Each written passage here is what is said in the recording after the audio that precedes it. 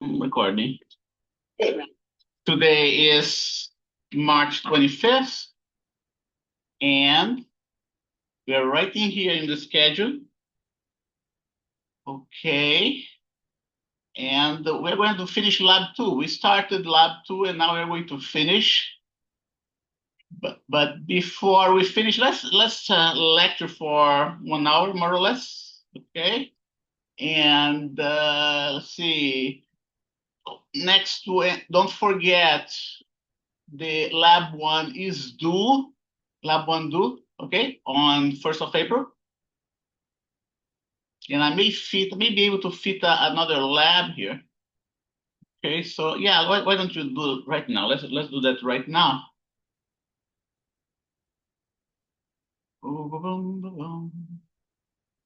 Wednesday, right in here.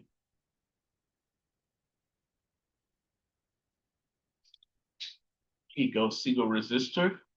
And then we fix the rest later on, right? Oh, wait a minute. I put in the wrong place. So should be here. And we are 25th. We are gonna cover that. Wednesday is 1st of April, and then we have our third lab. And after that, we have our whole week off, the spring break. Okay, and after the spring break, we have an exam, and the exam is going to be in 3 weeks. 3 weeks from now, 1, 2, and 3.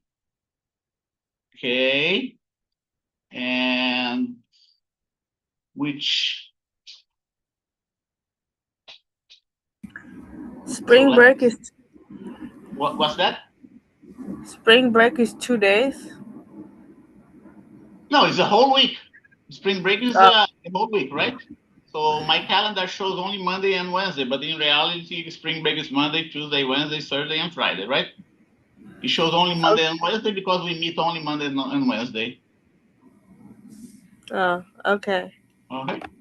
So if we go to the Harvard website, let's just confirm that's a calendar. No, that's not what I want. I want academics. And schedule and catalogs. Fall 2026, summer, winter, spring, right in here.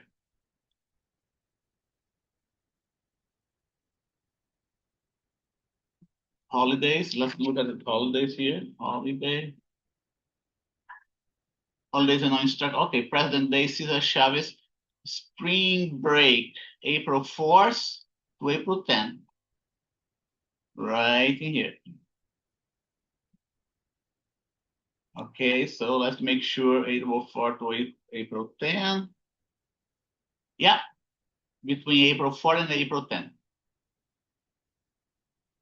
Let's save that, and one more student coming in. And what we're going to do according that those are the nodes.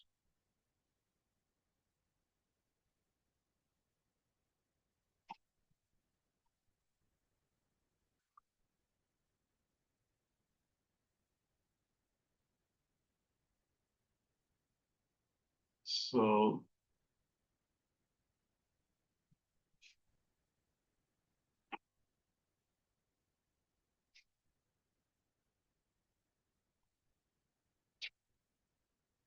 insert here, page break.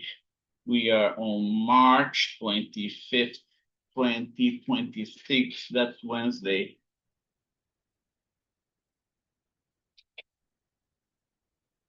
And let's take a look at the material for chapter 22, no, or 21, chapter 21. Okay, so that's the one we are writing now.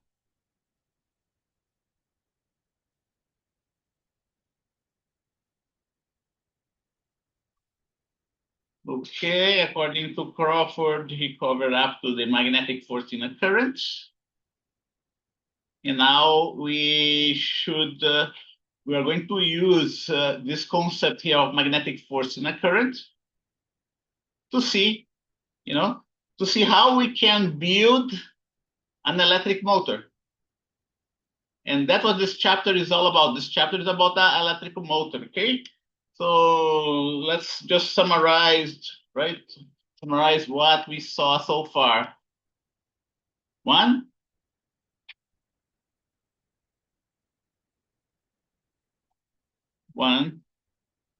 that is this invisible entity called the magnetic field. We abbreviate that by B field. Okay. B fields can exert a magnetic force on a moving charge. Okay.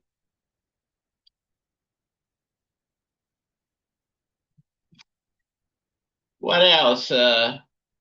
Because a current, an electric current,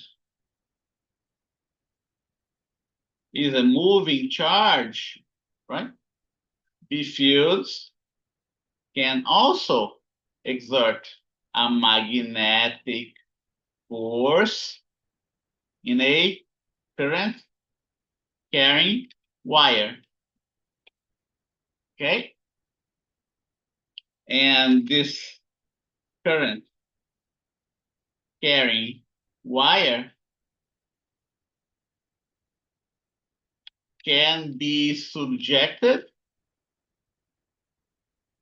to a torque due to the magnetic force. That's why we are going to pick up after Crawford, okay? This current carrying wire can be subjected to a torque due to the magnetic force. And that's the very principle. This is the very principle of the electric motor. Okay, and the way it goes is like that. Let me get my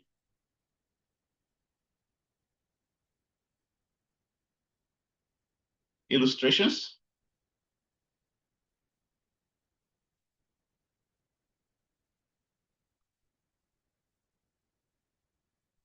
Illustration right in here. Electric put capacitors, electric circuit, magnetic field.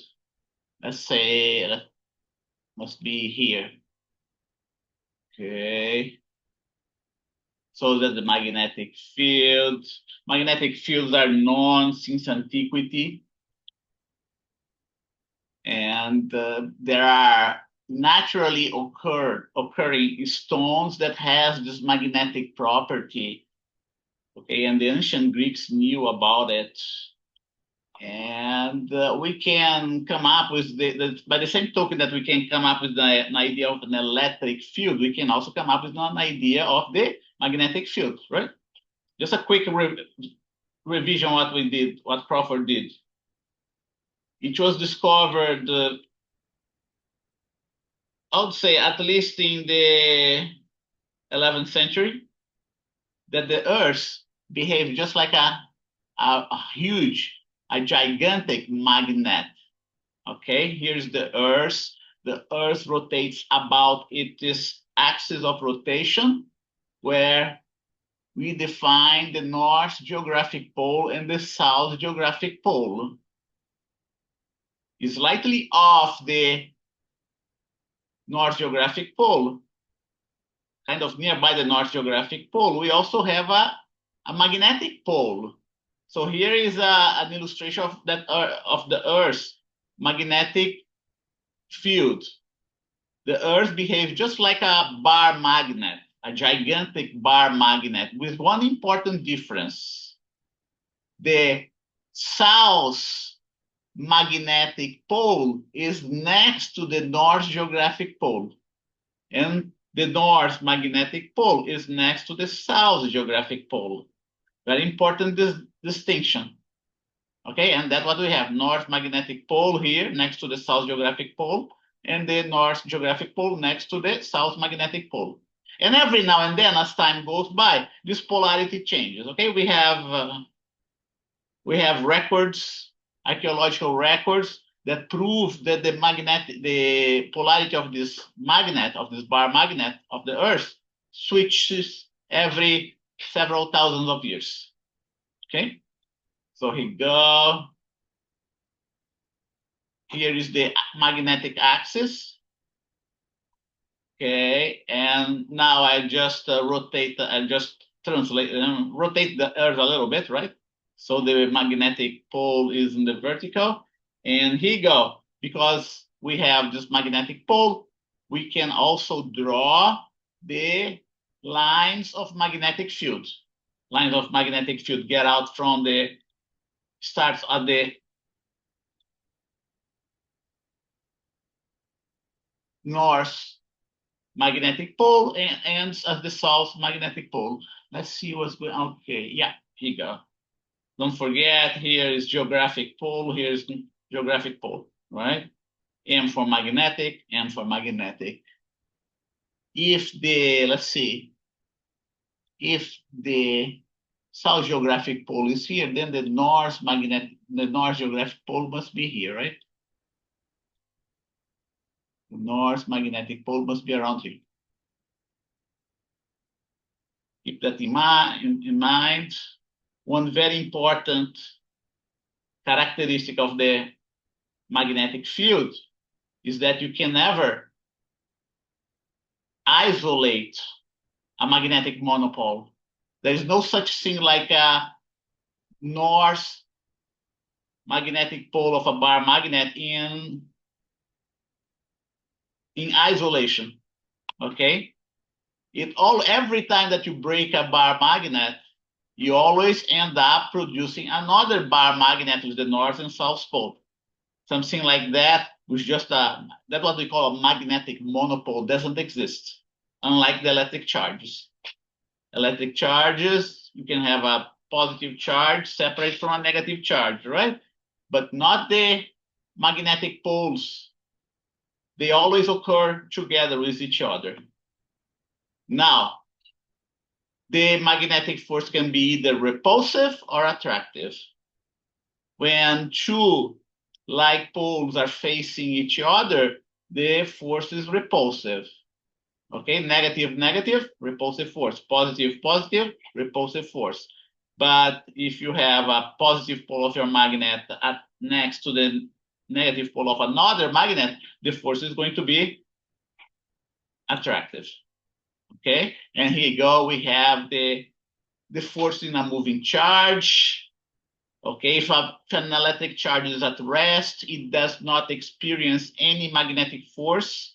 Okay, here are the line of magnetic field. What you see here is the line of magnetic field. Okay, if this electric charge is at rest in a magnetic field, it will experience no magnetic force whatsoever. Another example, if an electric charge has a vector velocity parallel to the magnetic field, you still don't have any magnetic force acting in the charge. Okay? Magnetic force is still zero. That's what we find from experiments. Okay? Now, if the velocity vector of the electric charge is perpendicular to the magnetic field, now you're going to have a magnetic force, and this magnetic force is going to be maximum, QVB. Okay? Remember that? Here's the direction of the magnetic force, right-hand rule, V cross B, right? Palm of the hand along the V vector. You curl your hand towards the magnetic field line, and the thumb points in the direction of the magnetic force. Okay? And we still have a magnetic force when you have a velocity vector that makes an angle with the magnetic field, not necessarily 90 degrees, but here you go. In this case, angle theta. And here is the genetic equation for the magnetic force, QVB sine of theta. a QVB sine of theta. Note that we do have QVB in this equation, in the previous equation here. So what you have right in here is just a special case of this equation. If the velocity is zero, the magnetic force is going to be zero too. And if the angle theta is zero, the magnetic force is also going to be zero. So that's the most generic equation for the magnetic force applied to a moving charge. Okay. Next, V cross B. Okay. What else? If direction of the force, if the charge is negative, here you go. If the charge is positive, the direction of the force is going to be pointing towards you. But if the charge is negative, the magnetic force is going to point into the board, into the screen. Okay. Velocity greater than zero, direction of the force provided Q is greater than zero, right? It's just a repetition of what we saw, right? And here you go. Now, magnetic field lines. Here, the representation of magnetic field lines. Okay, axis X and Z, electric charge, an electric charge. And now I'm gonna put this charge to move in the plane of my screen. Okay, so here you go. The charge is moving from the right to the left. Charge is moving from the right to the left. Let me do a better drawing here. I don't like this drawing. Here you go. I'm gonna erase this one here. Here you go. Why do you have that scene? I'm not supposed to have that here. Okay. Velocity vector perpendicular to B. And now you do the right-hand rule. When you do the right-hand rule to V cross B and the charge is positive, you get this force right in here. That's the force. I gotta label it. Magnetic force.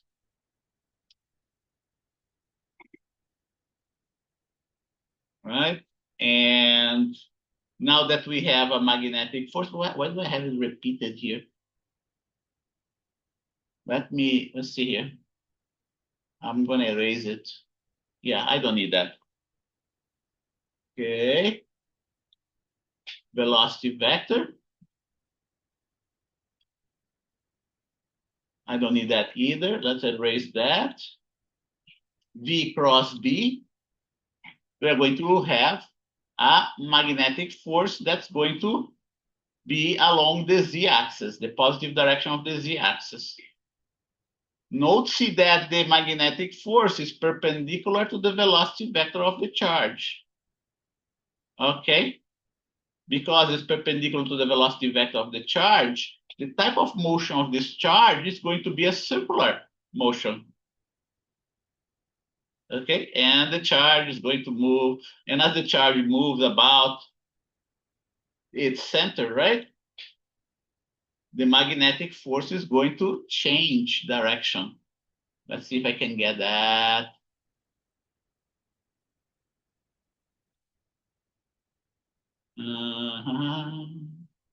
Let's see here.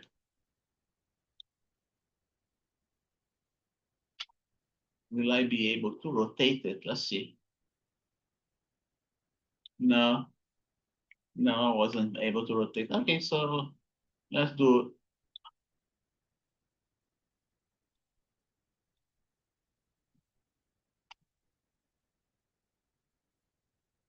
manually, right? It doesn't work that way. It should work this way.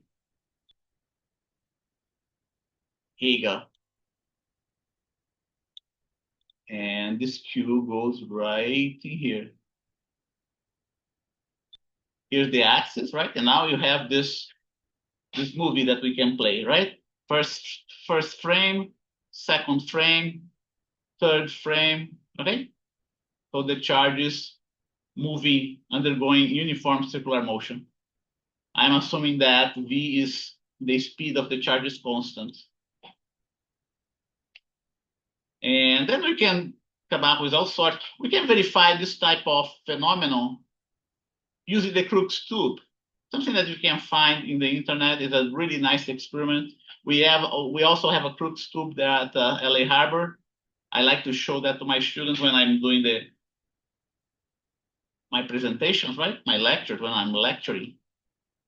And how does it work? Okay, the way it works is the following: we have a glass tube that is evacuated, basically. Okay, and we have two electrodes at the end of this glass tube. Okay, we connect those electrodes to a high voltage power supply. When we do that, we create an electric field that goes from the right to the left. Okay, and here, what do we have here? Here we have a metal plate that's negatively charged. Okay? And when we turn on the power supply, electrons are ejected from this electrode here. And because of this electric field, those electrons are going to be accelerated from the left to the right. This is something that we can clearly see. And there is more. Electrons in principle are invisible entities, right? We cannot see by the naked eye unless the electrons do something with the medium around it. What we have inside this tube is not exactly vacuum, but we put a very small quantity of gases. And when those electrons are accelerated inside this tube, they're going to collide against the gases that are inside here. Can be a helium gas or a neon gas. When the electron collides with the molecules of this gas, you see a glowing, which is very similar to the auroras that we see in the north and south pole. Okay, the auroras that you see in the north and south pole is very similar to this phenomenon that we can reproduce in the classroom using a Crookes tube. Let's take a look at the Crookes tube in the internet. Crookes tube, here we go, this guy here. Oh, yeah, can be this one as well.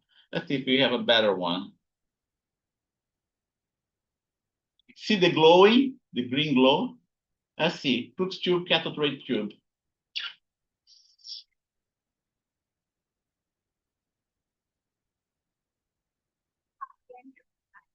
Let me increase the volume.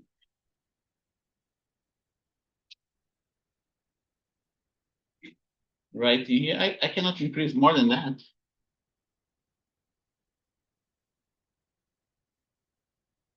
Yeah, very low. I do not know why. All I want, okay, here you go. Here's the Crookes tube, the glass tube.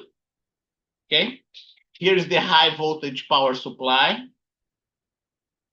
that we have one polarity here and another polarity here. Okay,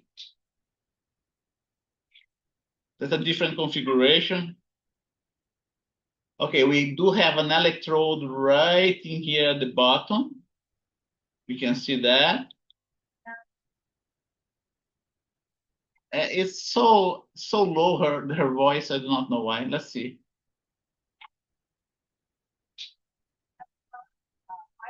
Tesla high voltage coil contain a gas, okay, a very low pressure, so it's almost vacuum.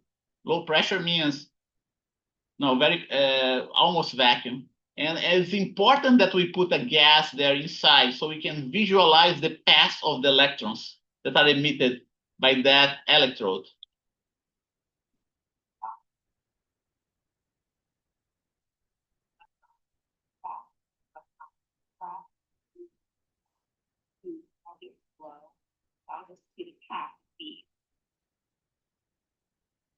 Oh, by the way, the electrode is this one here on the other side, okay? Not with this. This guy here is just gonna make a shadow they put it here so that you can see a shadow that this little cross is going to make.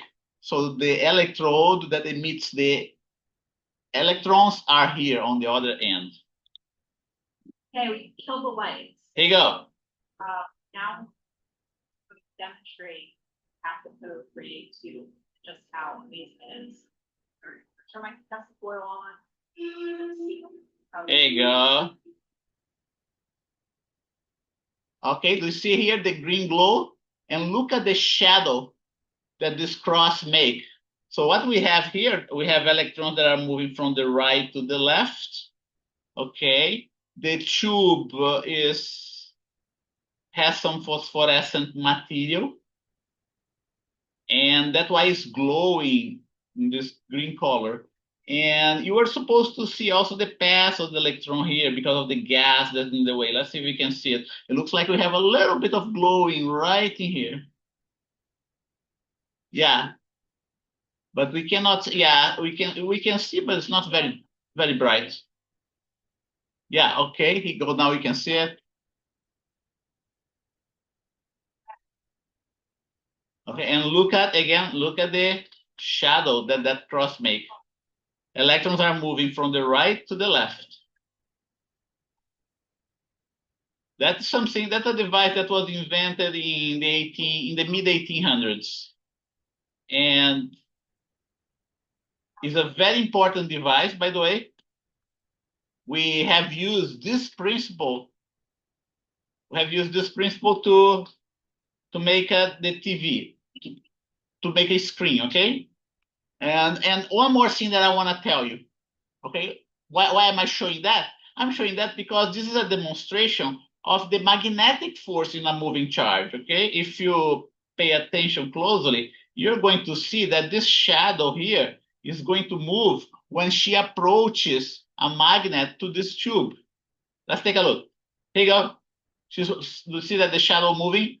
And we have a magnet here, a magnet bar. That's the type of demonstration that we can do in the classroom. Okay? Let's see if I can get a better. I don't like this video. Let's see if you can get a better one.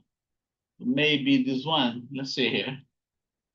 We could not see the path very clearly. Okay, here you go. Here another Crookes tube. Let's take a look at YouTube.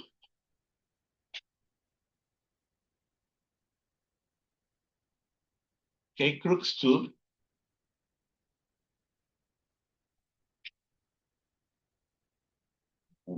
Okay, this one is better. I like this one better. See? So what I'm going to show you today is how I figured out that Dalton's model is not complete. And it began with this thing called a Crookes tube. Another Crookes tube. I've seen a Crookes tube before. This is a Crookes tube. What it is, it's a tube of glass that's mostly evacuated, meaning most of the air is taken out of it. It's got an electrode on this side and an electrode on that side. An electrode on both sides. A white screen. And then we have this white screen. The white screen is there for reasons I'll show you in a moment. The white screen is there for a reason, okay? This white screen will allow us to image the path of the electrons. This white screen has a coating on its surface made of a phosphorescent material. When the electrons collide with this phosphorescent material, the phosphorescent material emits a green color. This is a Tesla coil. A Tesla coil? Tesla coils generate lots of voltage. Very high voltage. Right now there's a magnet inside of your spinning, and it's got some wires around that magnet. It's generating a lot of voltage as it spins. It's a strong magnet. In fact, if I hold another magnet up here, I can feel it vibrating from the spinning of the magnet. Kind of like your rumblers on your game controllers.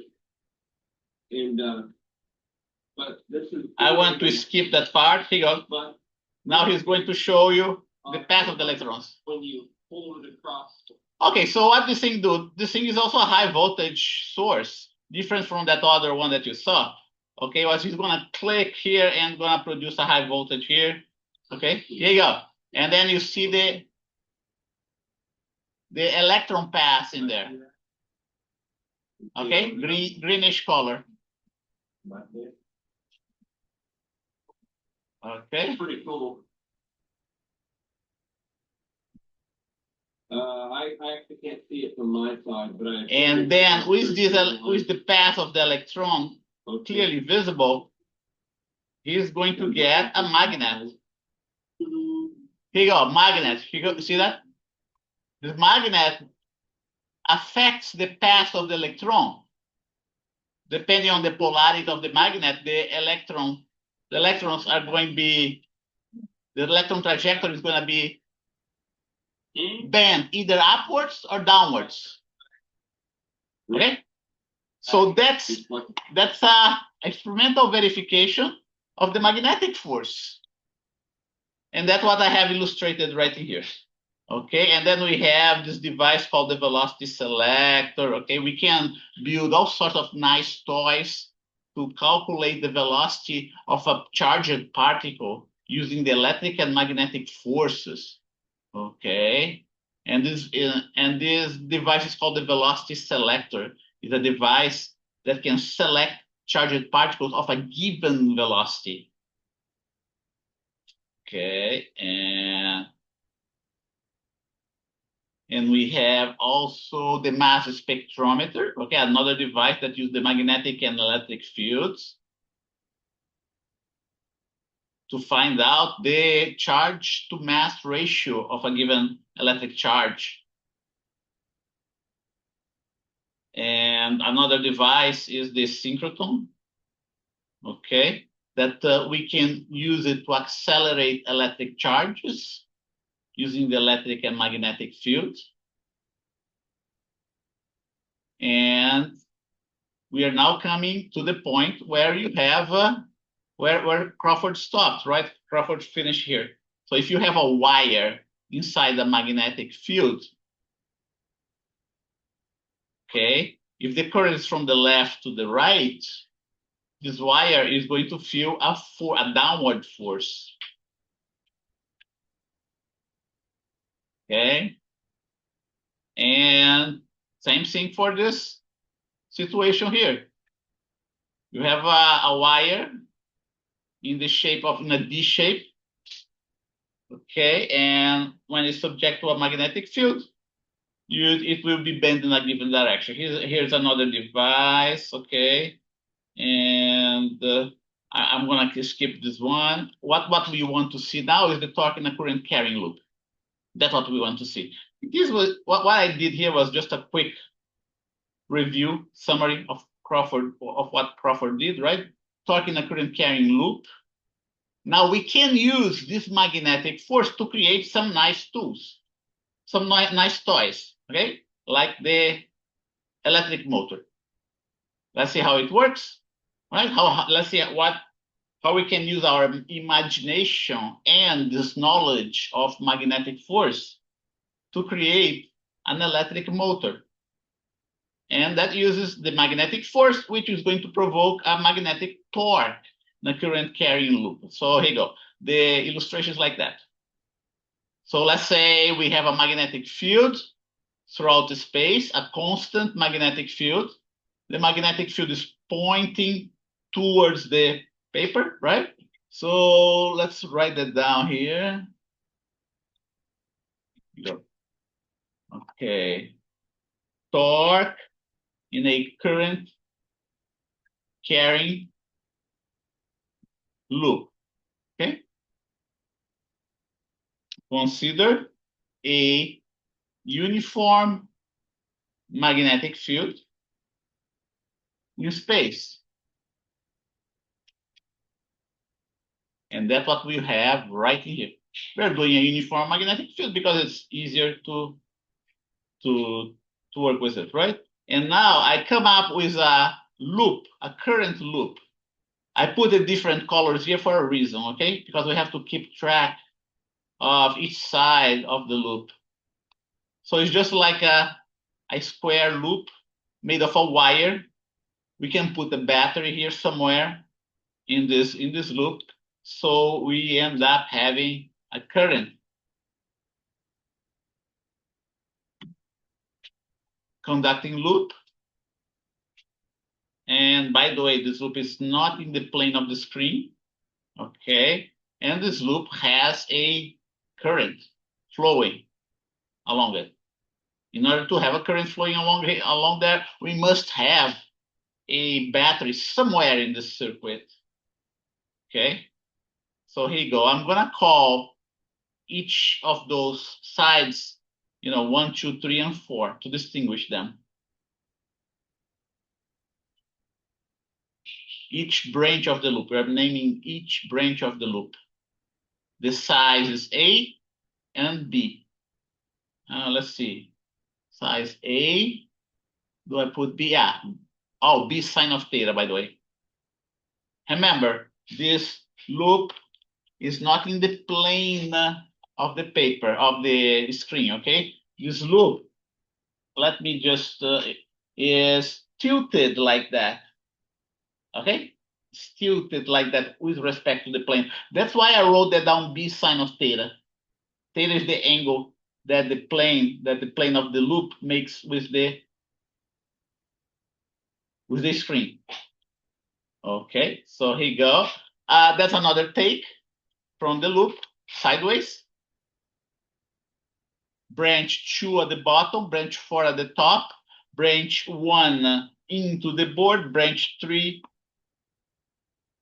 towards you, right? So the current is flowing in, from the top here to the bottom, going into the plane and keep on moving sideways. And then what's going to happen? Okay, here you go. We are going to have a magnetic force that's going to be applied at the, here you go, at the arm number 1, okay? Arm number 1, current into the board.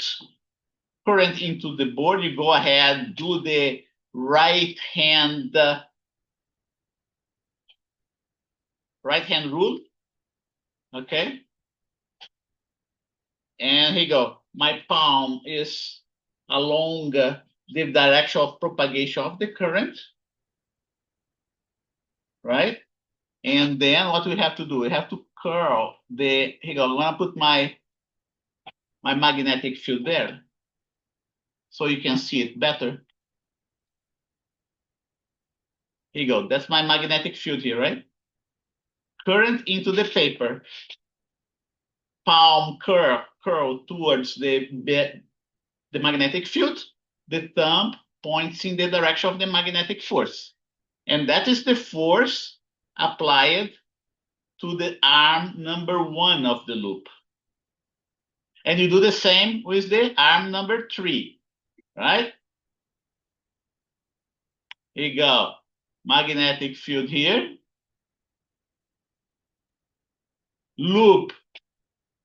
The current is pointing towards you. We orient the palm of my hand along the direction of the current, curl the palm of the hand towards the B field, and the thumb points in the direction of the magnetic force. Magnetic field here is the same value as the magnetic field here. Current I1 here is the same value of the current I3 here. And I'm going to even label it I3. Right? We didn't have I3 there. Here you go. Current I3. This dot here means that the current is pointing towards you.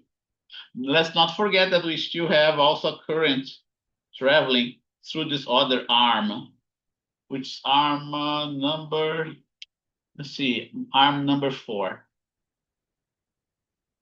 Okay, and now what do you have? We have a downward force here at the lower part of the loop and an upward force here at the top part of the loop. Those forces, they cancel out. The net force is going to be 0, but not the net torque. not the net torque. Those two forces are going to make this loop rotate about an axis. Okay, so here you go. That's what those forces are going to do to the loop. Okay, you can do that at home, or here you go. Force pointing this direction, another force pointing this direction. So those two forces are going to make my loop rotate. In my case, it's going to be clockwise. In this case, it's going to be clockwise. Okay. And here, what about the forces in the other arms of the loop? What about the force 2 and the force 4, right? I'm assuming that those wires are rigid. Those wires are rigid body. They don't bend. Okay. So you go ahead and apply I cross B on the wire number 4. Okay. The magnetic force is going to be F4 towards you. And the magnetic force on the other arm number 2, is going to be into the board. The magnitude of those forces are the same. And now what do we have? We have one force that's pointing towards me, another force that's pointing towards you. The net force is 0, but there is no torque. In this case, there is no torque because the forces are collinear to each other. There is a torque only on the other two arms that I showed to you. Okay? Let's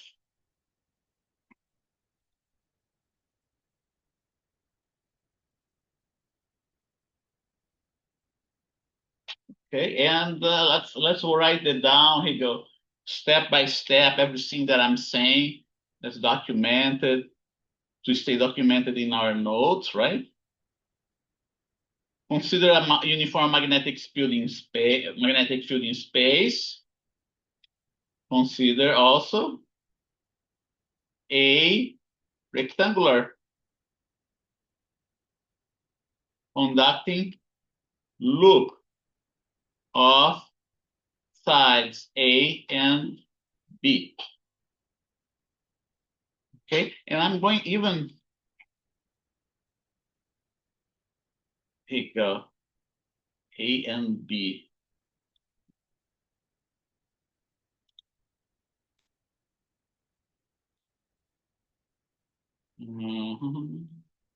Okay, so side A and B. This loop makes an angle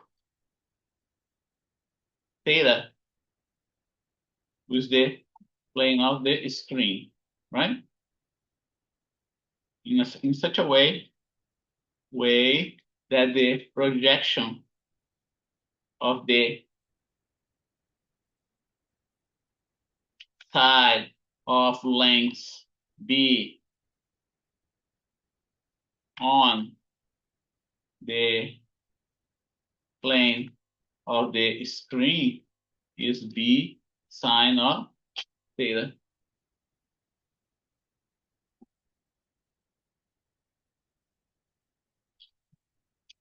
Like that. Okay? And I'm gonna copy that. Here you go. I want this one here. Okay. This is thing 2.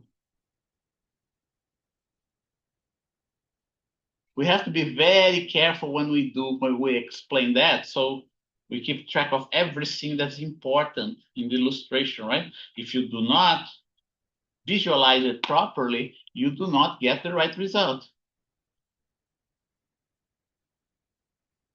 And it requires a great deal of discipline to explain something like that. See the loop here, right? So the loop is like that.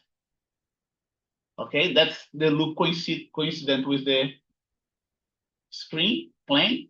Now the loop is a little bit rotated. Okay, and this length here along this direction here is slightly less than B. It's side B. B and A, right? That's the side of my loop.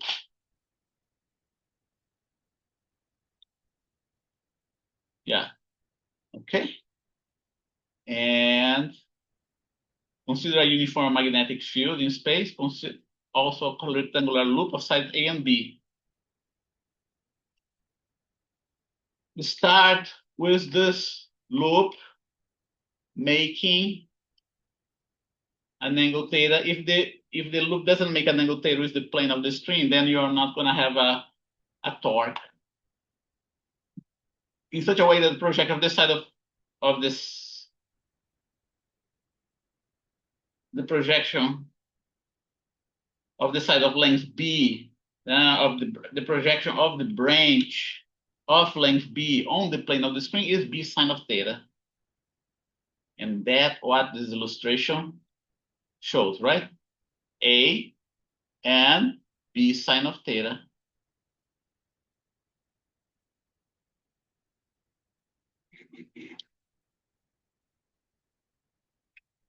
An electric motor is exactly what you see here. Is a current loop subjected, conducting, right? A current conducting, a conducting loop, carrying a current subjected to a uniform B field. In this device, we have 4 arms. Oops.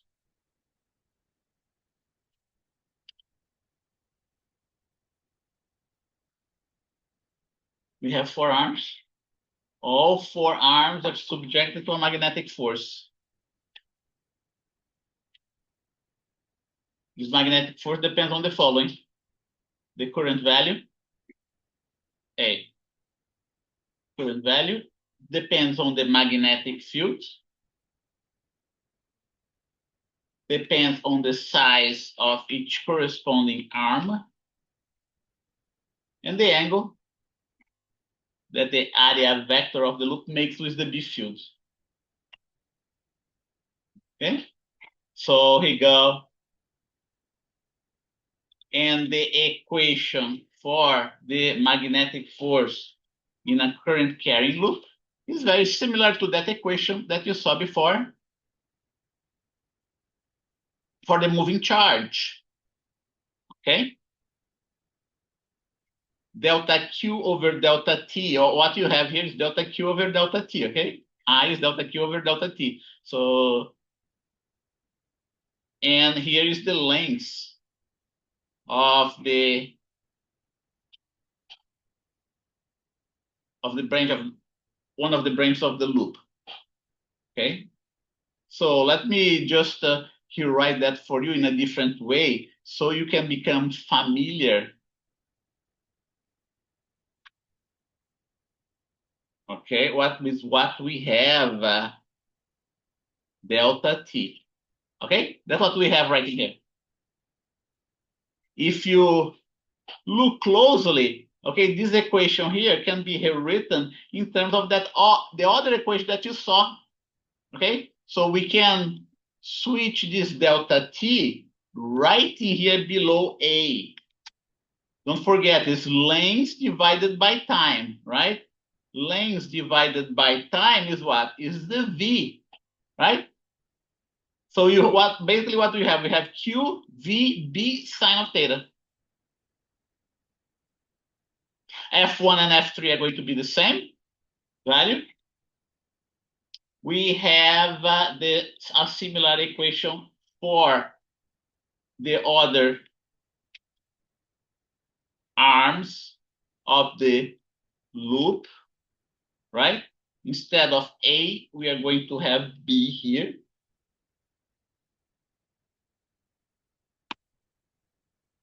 We can erase that because we don't need that anymore.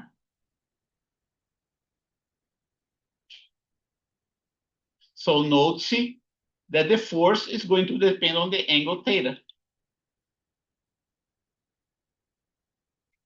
Going back here, let's see.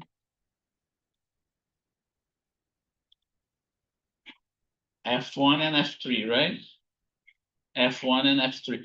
And this angle here is going to be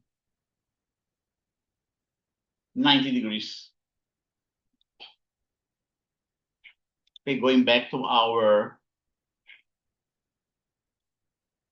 here you go, right here.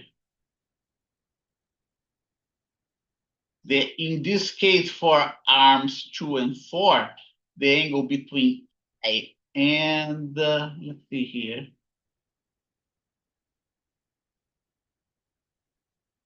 Yeah, that there will be an angle right in here between I and B, right? And this angle is going to be theta. The only problem here, right, is that the forces F2 and F4 are going to be collinear with each other. Those forces are non-zero, but it just happened that one is in one direction, the other is in the other direction. Okay? 4, right? Here we go. We're going to have our break very soon. Since I, L, and B are constants, then the force will depend only on the angle theta. The net force between 1 and 3, arms 1 and 3, is 0. The net force between arms 2 and 4 is 0 too, because they have the same magnitude but opposite direction. What is not going to be 0 is going to be the torque.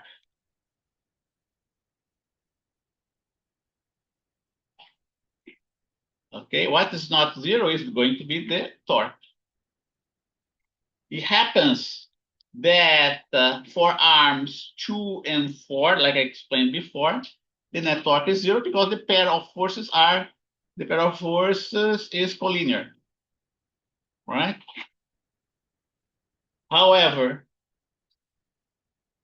the pair of forces 1 and 3 are not collinear all the time. They're going to be collinear. They're going to be collinear at one specific moment in time. Okay. Now,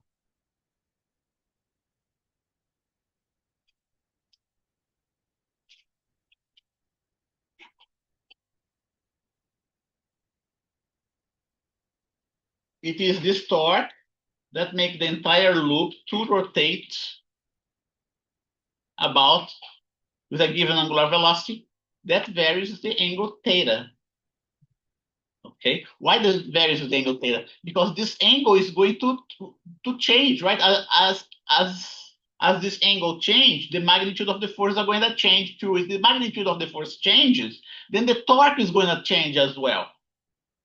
Okay, let's illustrate here with my book, right? Here you go. We have something like that. One force upwards, another force downwards. The best way to do that would be with a 3D drawing, right? So this loop is going to rotate initially in the clockwise direction, okay? As this loop rotates, the forces doesn't change direction. Here's going to be my force number 3, and here's going to be my force number 1. At this very moment in which the loop is oriented in this way, the torque is going to be 0 because the two forces in arm 1 and 3 are going to be collinear. Okay? That's why we have, but one more important thing, because the loop is started at this angle, when it moves from here to here, the loop picks up some velocity. And because of the inertia of the loop, this loop is going to overshoot this position of equilibrium. This is going to be the position of equilibrium of my loop. At this point right here, the net torque is going to be 0, but only at this point. And because of the inertia of the loop, it's going to overshoot this position of equilibrium. And then we are going to continue to have a torque as it moves past this position of equilibrium. Past this position of equilibrium, okay? But now the torque inverted direction. And instead of accelerate, it's going to decelerate. And the loop is going to behave like that. It's going to oscillate back and forth.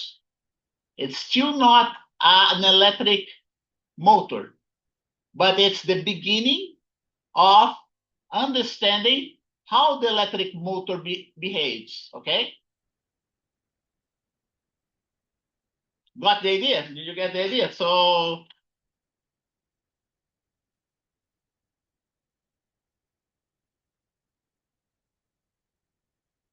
okay, so here you go. Here's the script of the whole thing. Throughout the motion, throughout this rotation, the torque is going to vary. The torque is going to vary from a clockwise direction, okay, from a non-zero magnitude, from a non-zero magnitude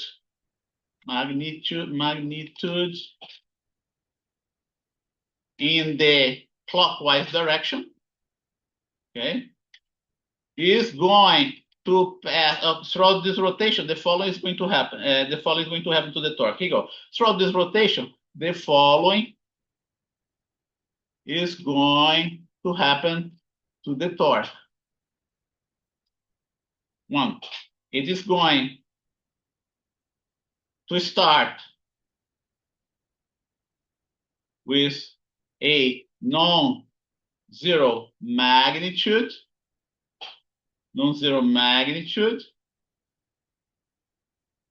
having a clockwise direction. Okay.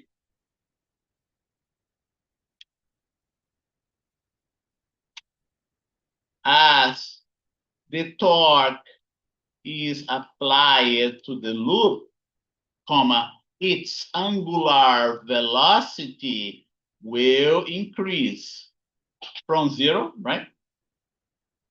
Let's see. The loop, here you go. It starts with an angular velocity equal to zero.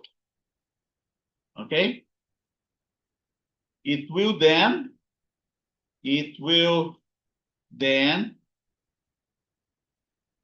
start to move in a clockwise direction with a torque, with the torque magnitude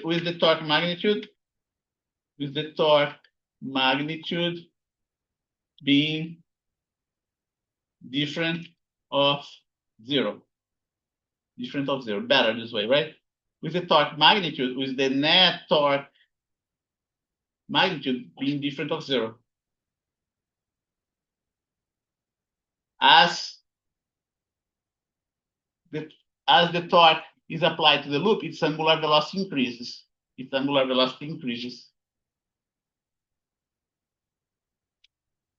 It goes from rest to a maximum angular velocity. To a maximum angular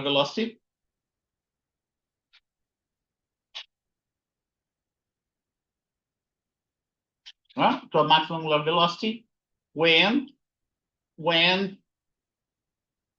the plane of the loop is perpendicular to the B field, to a maximum velocity at a point when the plane of the loop is perpendicular to the B field. Okay? At this point,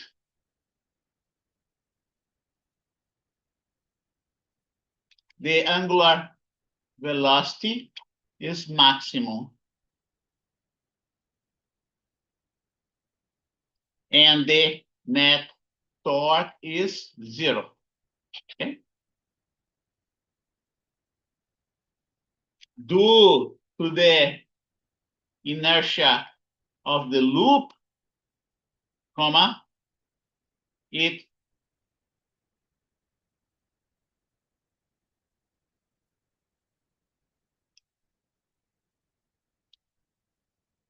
how do you say? Here you go. The torque here is going to be 0, but the velocity is going to be maximum. Due to this maximum angular velocity, the loop is going to overshoot, right? It is going to overshoot the position of equilibrium. That's what I want to say. When it overshoots,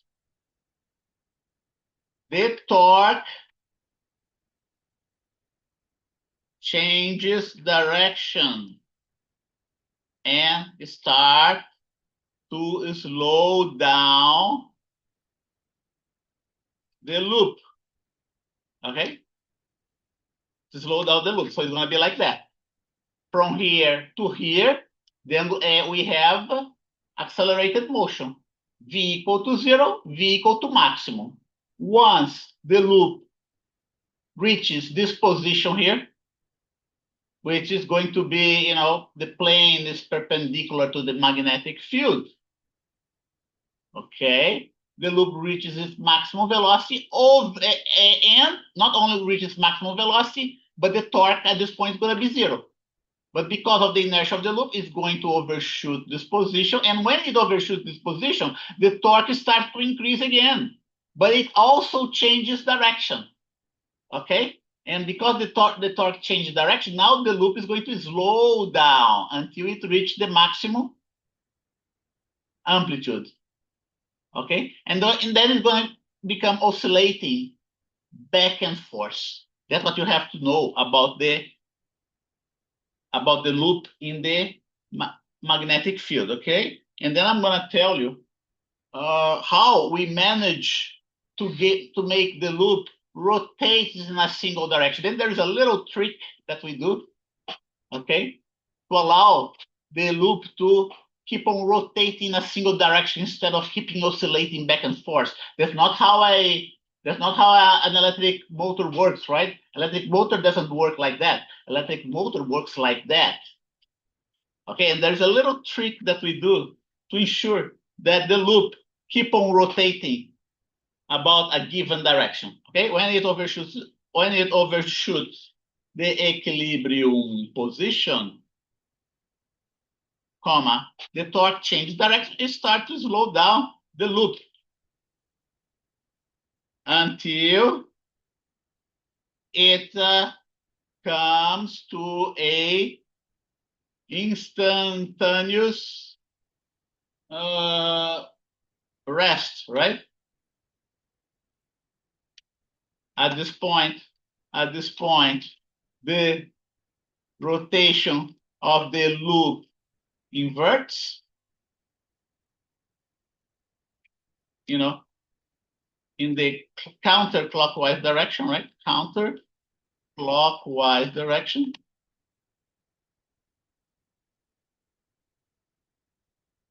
And it repeats this motion indefinitely.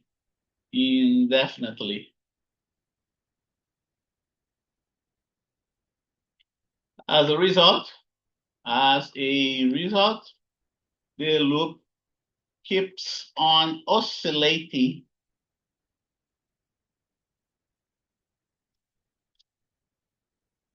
okay? So it is, what time is that? 10:54, right? Yeah, 10:55. Let's take our break. 10:55 a.m. to 11:10 a.m. And after the break, I'll show you what we do to make the loop rotate and behave like a electric motor, okay? Any questions? I don't see any questions here. I'm gonna stop sharing my screen and I will see you shortly in 15 minutes, okay?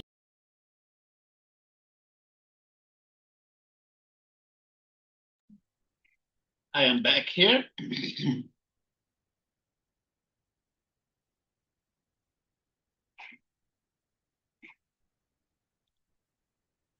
And now we can finish talking about the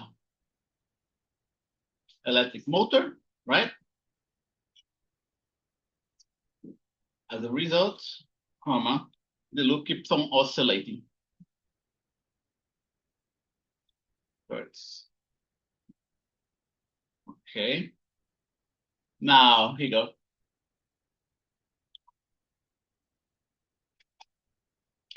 In order to make the loop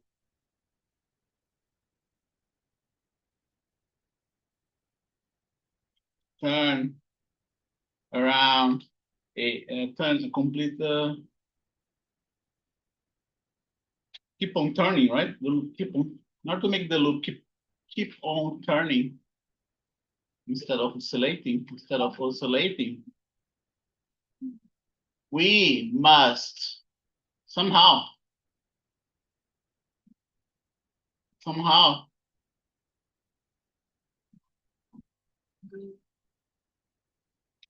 ensure that the torque change direction. We must somehow ensure that the torque changes its direction at the point of equilibrium. And it's possible to do that, okay? So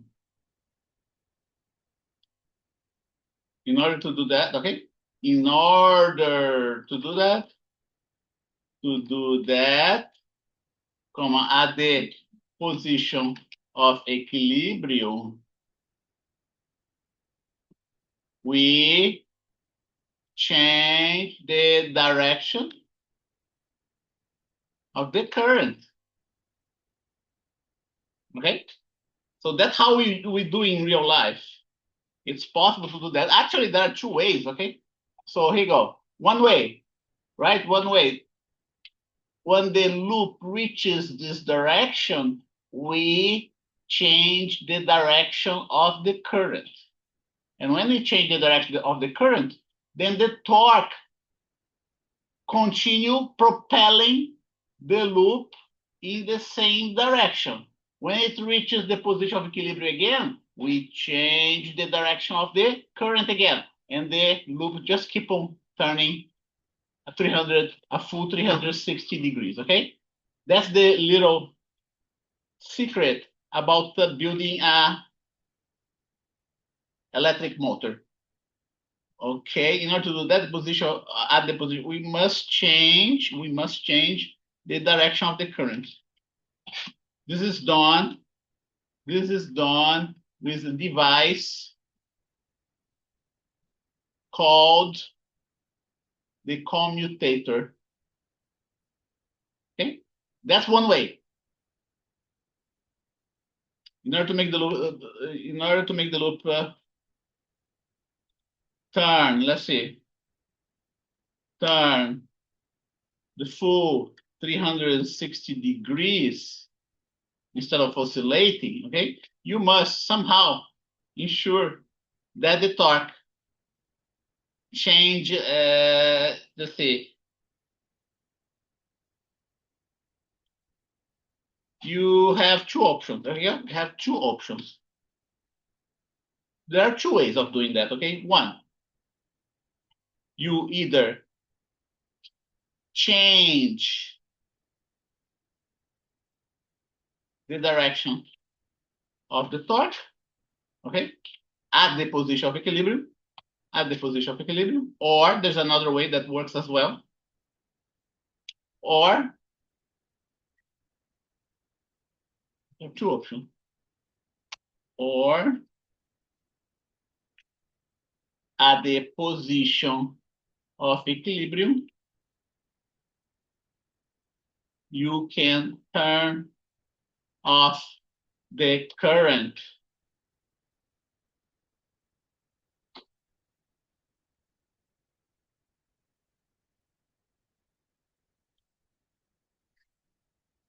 You turn off the current for half, turn off the current for half of oscillation at the position of equilibrium. You can turn off the current for half of the oscillation and turn it back on and turn it back on. Okay, 2 different ways.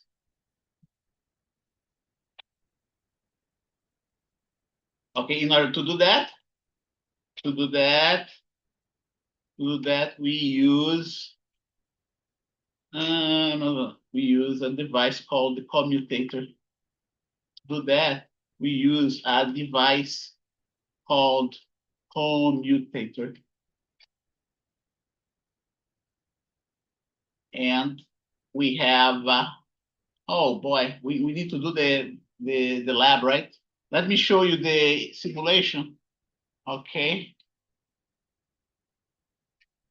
Simulation of an electric motor. Here we go. Let's see if I can, I'm gonna show the simulation, then we do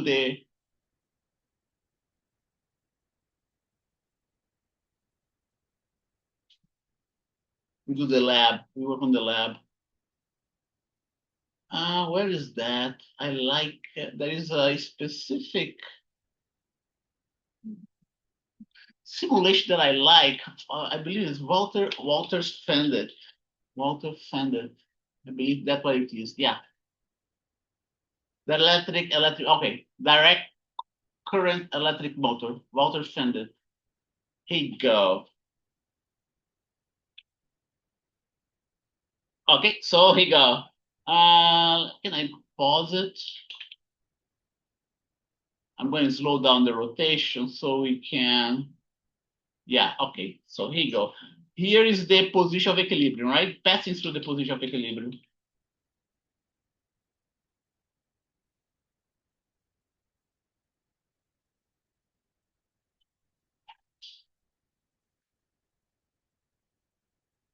Let's see. That's the magnetic field downwards. That's the commutator that I'm talking about. This is the commutator that I'm talking about. Look at those polarities right in here. Okay.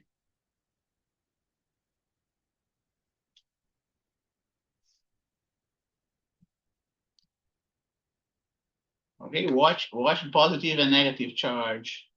And again, that's the positive and negative stays like that.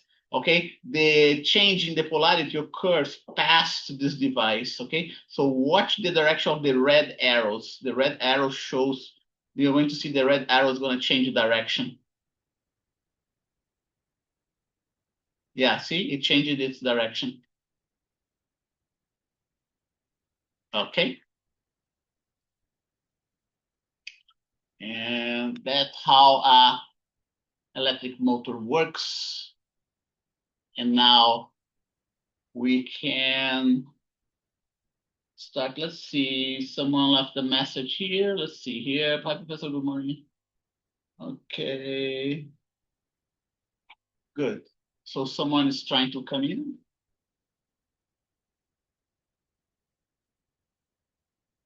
And now we can continue with lab number 2. Okay, there's nothing much to do with lab number 2. I hopefully we'll be able to finish it now. Let's see here. Actual measurements, plot the equipotential, plot the average. Okay. So we stop it at the units of the table, right? So let me just copy what I have here and paste there. Procedure.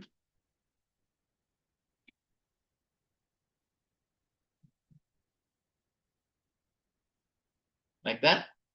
And let me, lab number 2. Lab number 2.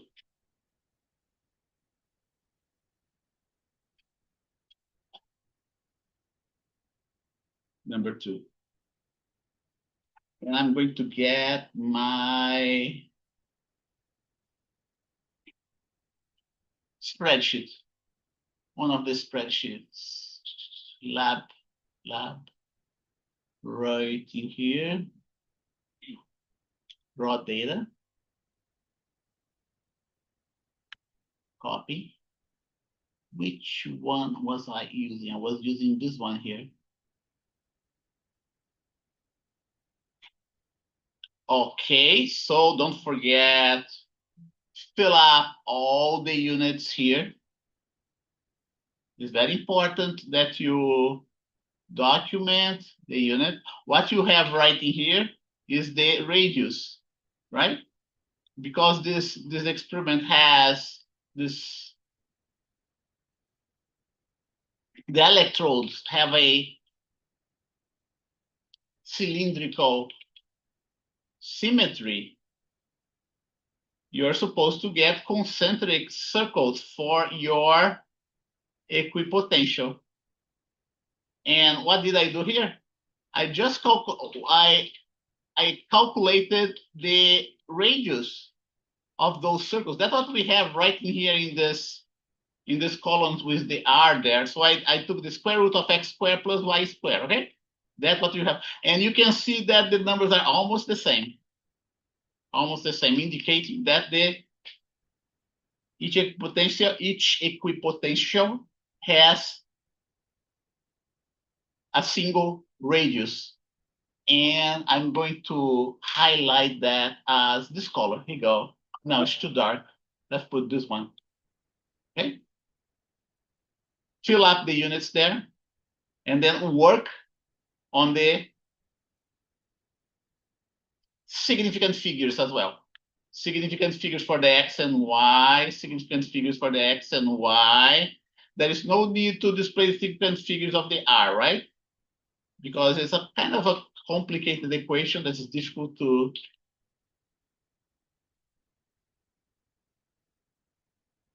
determine what would be the number of significant figures. It will take lots of work. That's why you don't need to worry about the significant figures of the R. But I want you, to change the format here. Change the format here. Put like 3 decimal places. Okay, let's see how we get. Format cell, number. I'm not going to take out points for correct or incorrect significant figures, but I want you at least display it in numeric format with 3 significant figures so you can see the variation. The variation is very small, right, of the radius from 0.067 to 0.069. And I can do for the other ones too. 1, 2, 3,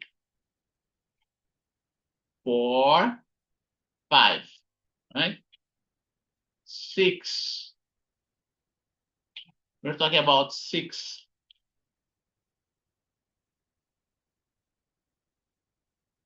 equipotentials. Okay, look here, the variation in the radius, right? Doesn't vary much. The only exception should be this one here, 0.035, 0.034 to 0.038. Here you go. Everything that's in red, you do not need to display the significant digits, okay? No significant digit here, no significant digit here, okay? But you have to worry about the significant digit in the other ones.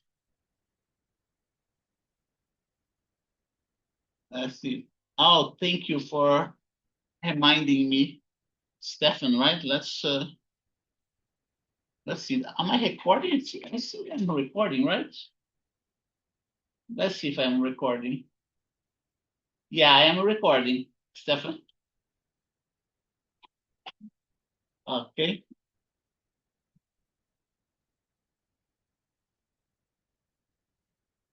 So let's do that. Did you plot? Okay, we plot one graph. There are 2 graphs to plot, by the way. I didn't mention that, right? The second graph is this one right in here. Voltage and R. Insert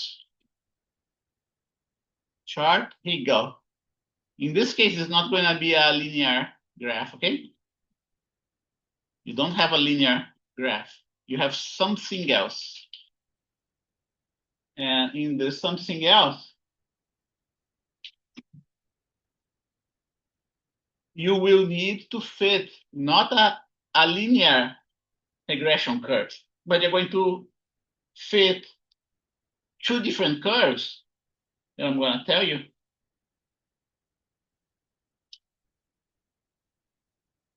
And let me get it.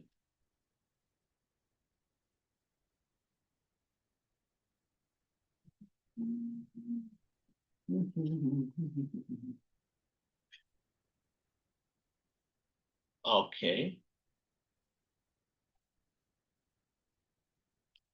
Procedure.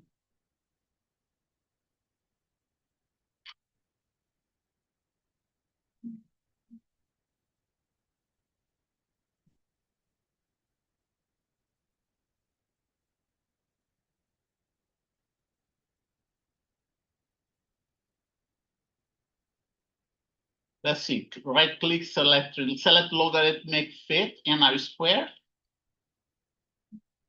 And then do two different regression equations, okay? One of them is the logarithmic fit. Here you go. Right click, add trend line, logarithmic. Don't forget to display equation chart and display R square on chart. Here you go.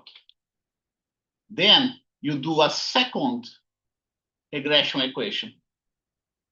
You do a power fit. Okay? Oh. I erased the other one. I don't want to erase the other. Let's see what we can do here.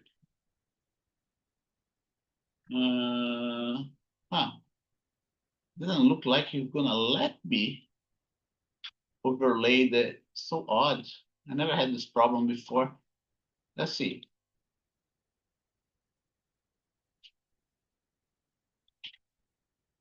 Okay, now it looks like it's gonna let me do it. Trend line. Instead of linear, I want a power fit. Yeah, now I got it, what I want. Okay, so I want you to fit two different regression equations and compare their R square value. Which one has a better fit, right? Which one has a better fit? View, zoom, I want 200%. Yeah, right now.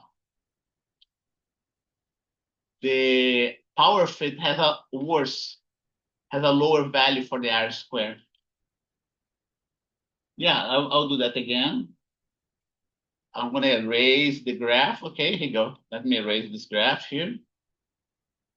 What you wanna do? You want to plot the V average and the R average, okay? You want to plot those two columns here. Okay, Susan? Insert, chart, scatter plot. Next, what's next in line? Now you're going to do the regression equation. Click one of the data points, right click, add trend line. And now you have all those options, right? In general, we use just the linear option, but I want you to do the logarithmic one instead, the logarithmic fit. Okay, display equation chart, display R square, and that's what we get for the logarithmic curve fit. And now we are going to put a second regression equation there. And how do we do that? We click one of the data points again, right click, add trend line, and instead of logarithmic or linear, you want to click the power and display equation on chart. Right in here. Look at the R square value for the power, right? It's less than the R square for the logarithmic one. So the logarithmic one has a better fit. But let's also take a look at the linear one. Let's see what's the linear curve fit. R square for the curve fit, for the linear curve fit. Right, here we go. I want to compare all those three. Note that the linear curve fit has a better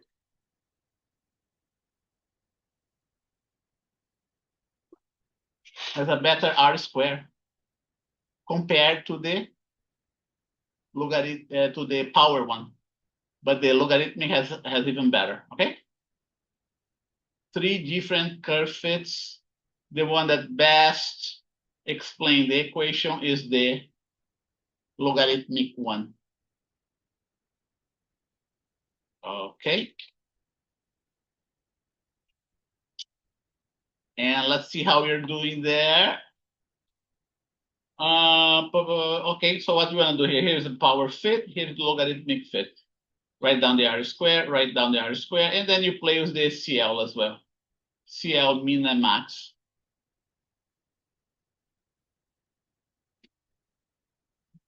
Do you have any questions? Now the rest is just repeating what we did with the other one, right? Display the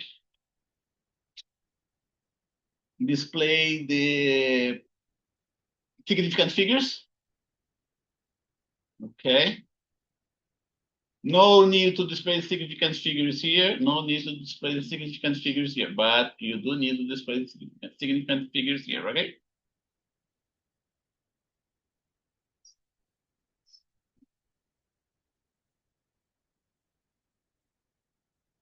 Roster. So I'm gonna call you one by one, see how you're doing there, and if you have any problems.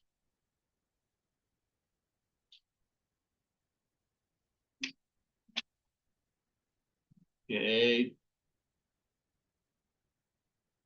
Now, Mirage. Is Mirage here?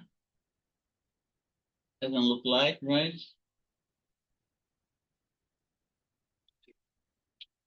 Okay. Did not attend. Susan Acosta? I'm here. Okay, you're here, right? So did you plot all the 2 graphs, Susan? Yes. Okay. The other thing that you gotta do is units. Did you work on the units? Yeah, I'm working on it right now. Okay, working on the units. Yes. Next one is Mikada Alkema. Let's see, Mikada is not here, right? Next is Ryan. Is Ryan here? Nope, Ryan's not here either. Evelyn Ayala. I don't see Evelyn. Next is Christina. I don't see Christina here. Balderas Cabrera. Christina Graciela. No, let's see. Ben Bandoy, are you there?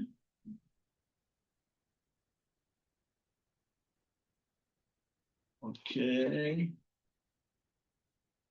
Okay, did you plot the graphs, Ben?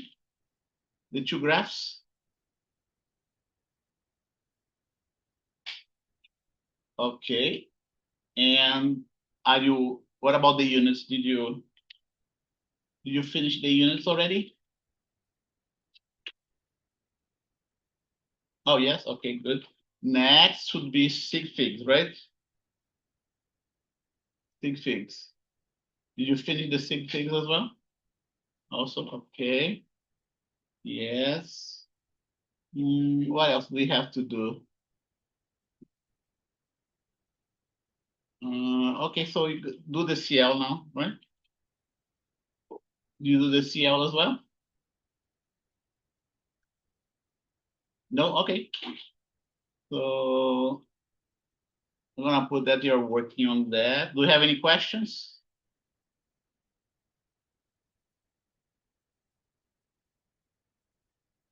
Oh, I should presume that you don't have any questions, okay? Okay, so let's go to the next one. Queen Castaneda. Yes, Okay. Did you plot all the 2 graphs, Queen? I plotted the 2 graphs. Okay, good. And you get the regression equation. Let me put another one here, right? You get the 2 regression equations, right? Yes, Yeah, okay, good. And the units, did you finish the units as well? no, No, you're working on that, right? So good. So let's go for the next one. Emily Serna. I don't see Emily here. The next, Isabella Cisnero. I don't see Isabella. Luis Cruz. I don't see Luis. Hey, wait a minute. Yeah, okay, that's right. Delisha?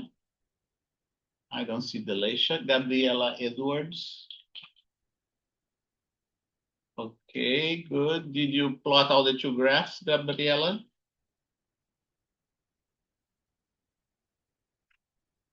Working on that now? Okay. Okay, so let's go for the next one, Princess. Princess Gate. Yeah, I'm here. Okay, did you plot the two graphs, Princess?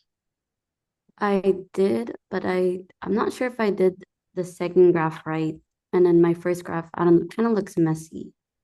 Really? Okay. Do you Yeah. want to share your screen with me so you can figure out what's going on? Okay, let me share my Let's see screen. here. Share settings. Wait a minute. Share screen. Let's see. Post to share settings. What does it mean? Share settings. Maintain current size. Check if you can share the screen with me. Zoom changed its So, its oh, it software. says that sharing is not turned on. Yeah, It how do says I I turn? can request. How do I turn on the sharing? Oh, okay, here you go. See this a window appeared here, so I allow you to share the screen. Now you can do that. Let's see what's going on there with your second graph, right?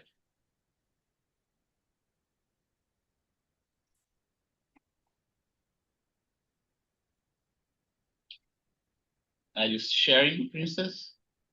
Yeah, I don't know if you could see it. No, I can't. Can't. Stop sharing. Oh, wait a minute. I think I have to stop sharing. Here you go. Okay, go ahead. Okay. Yeah, I didn't stop sharing. That's why you couldn't do it. Should be able to do that right Okay. now. Okay, good. Okay, so what is the problem? The second graph, right? This happened. Okay, there you go. You have to Yeah. highlight. I did the second graph already. I heard there was supposed to be a third trend line, but I only have two. Yeah, that's okay. You don't need the third one. Okay, yeah, everything is right. Everything is right. Okay. Okay. The third one that I did was just for the linear. Okay, but Okay. yeah, the third one, I just want to see how the linear compare with the other two. But what I see in there seems to be correct. Okay. Okay. Okay. Thank you. Okay, now you can stop sharing. Good. And I start sharing.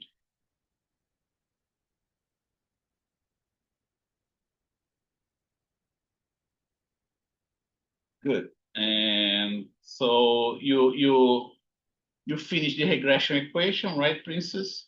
What about the units? Did you finish the units? No, I haven't done the units or the sig figs yet. Okay. So you can start working on that. Carlo Gallardo.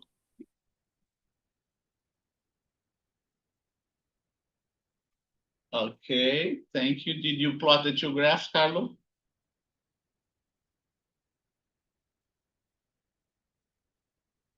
Not yet? Okay, so can you start, see if you can finish those two plots? Should be straightforward, right? And let's go for the next student. Trin Hernandez. I don't see Trin here. Stefan Keheya. Stefan. Yeah, I'm here. I finished the second graph, but I wasn't there for the first graph. Could you show me how that's done? Yeah, here you go. Let's do that. It's just like the first one that we did for lab one, okay? I'll do that again. Let's see. View. That's 150%. 200% is too large, right? Okay, that was the graph, right, that I did last time. Let me erase it. I'm gonna do this from scratch. Equipotentials. Okay, so here you go. You're gonna highlight each columns of X and Y. Okay, insert, chart, scatter. Here you go. Okay, insert. That's your first equipotential. Okay. And then what's the next? click one of the data points, right click, select data. Okay. Now we are going to select the next equipotential.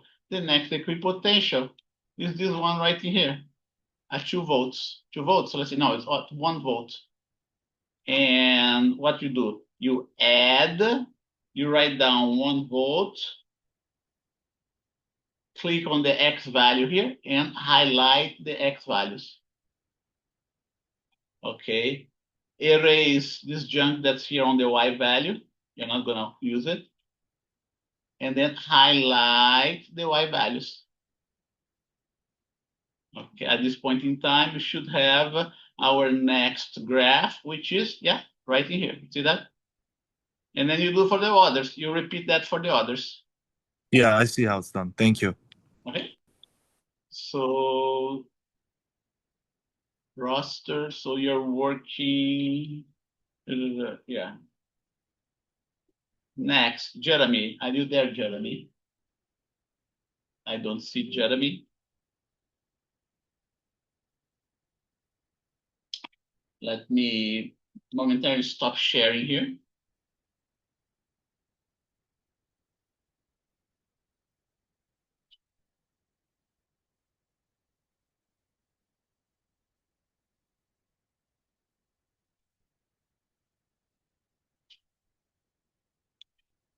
Okay, and let's share it again. I was having a problem with my computer. Okay, I guess I fixed that. Jeremy is not here, right? Paola Leone. Leones. Paola is here. Almost done with the units. Okay, haven't started the rest. Okay, good. Paola is here. Plotted the 2 graphs. Regression equation did that too. You're working on the units, right? Next, Pedro Lopez.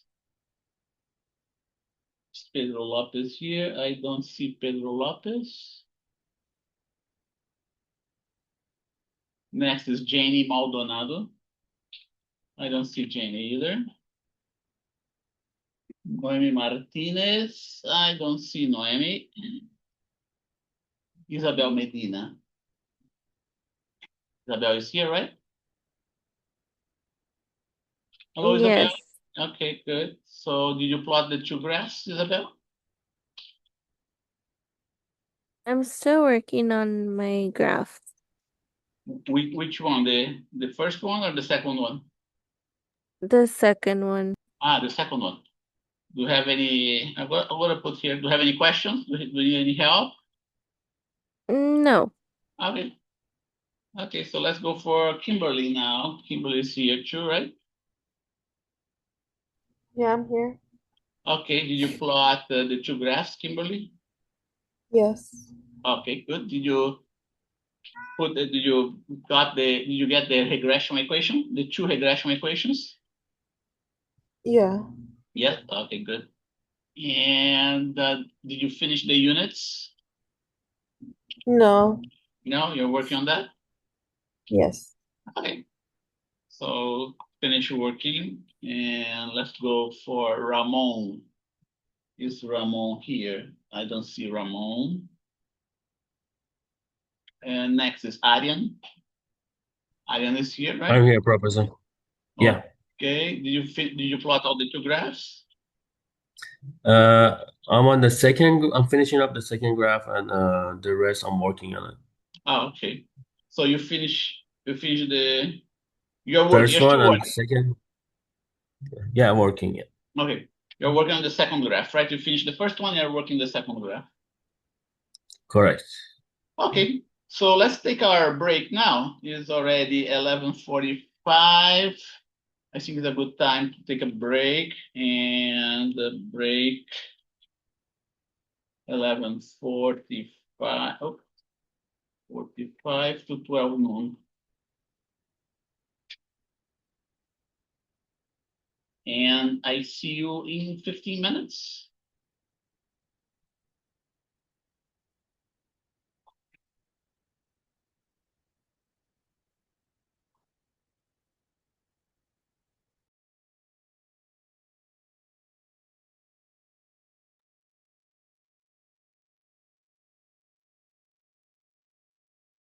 I'm back here.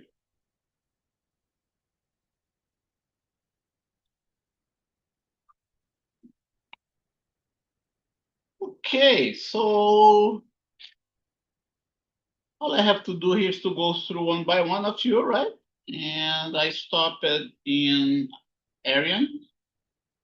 And let's see. Oni, are you there? Yeah, Oni seems to be here, right? Yes. You plot the two graphs, Oni? For lab number 1, right? It's two graphs. Did you plot both of them? Yeah, for lab number 1, right? No, I'm talking about lab number 2. We're doing lab number 2 today. Oh, yeah, I did. Okay. But I still need to do the rest of them. The regression equation. You still have to do the regression equation. Yes. Okay, so you're still working on that. Make sure you display the regression equation, right? And the R square for both graphs, okay? Now, okay. Mario, Showa, are you there? Mario doesn't seem to be here. Ahmad? I don't see Ahmad either. Arwa? Arwa is not here.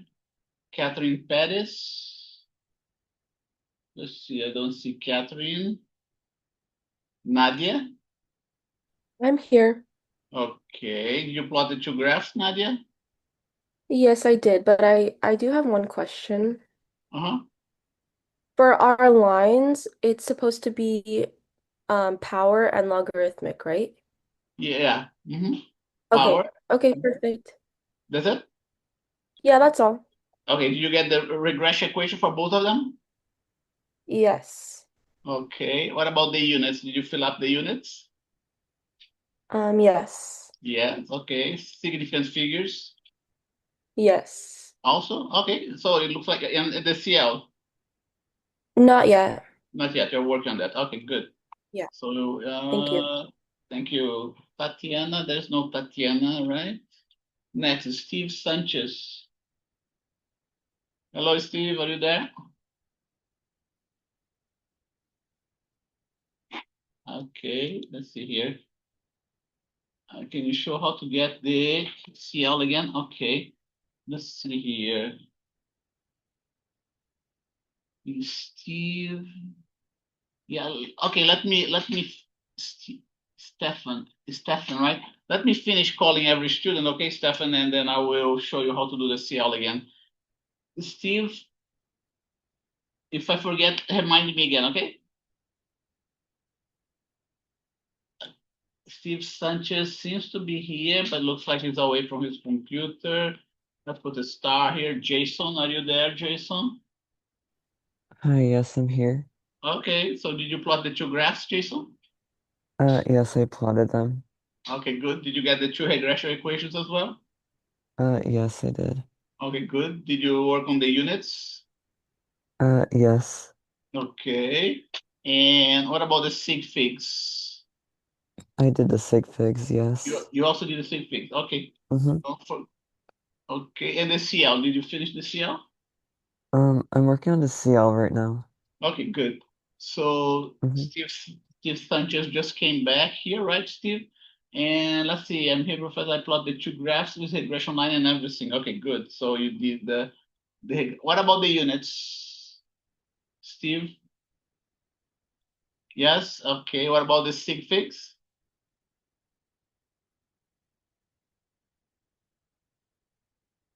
Still working on that. Okay, that's good. Don't forget you have to use that document, right? That PDF document that I uploaded to Canvas. Chris, are you there, Chris? Chris doesn't seem. Okay, Chris doesn't seem to be here. Dana? I don't see Dana. Audrey? Okay, Audrey is here, right?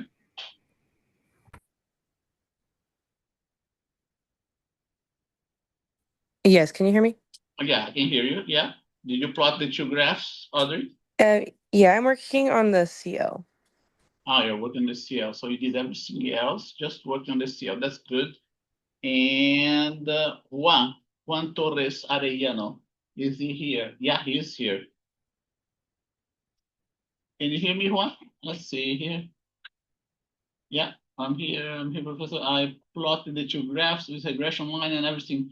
Still working. Okay, so you plotted the two graphs, regression line, the units. Did you do the units, Steve?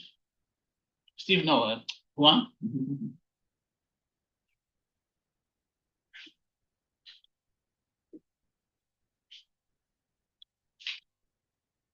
Yes, okay. And okay, so what about the sig figs?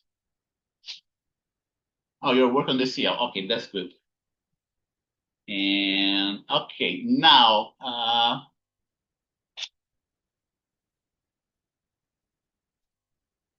Stefan, right? Stefan, you want let me see. You want me to show you how to do what? I forgot. What do you need help with, Stefan? Professor, Yeah. I don't see the lab that you uploaded. You uploaded lab number 2. Yes, I I don't did. Let's take a look there. Google Drive. I don't see it. Okay, we started lab number 2 Monday. Let's see here. 226. What's that? What's going on here? Let me see here. Home. Ah, okay, here you go. Physics 7. Your group number 1, right? Okay, it is right in here, Oni. P07L02G01. It was uploaded February 28th. Something wrong here. Okay. Do you see this lab here?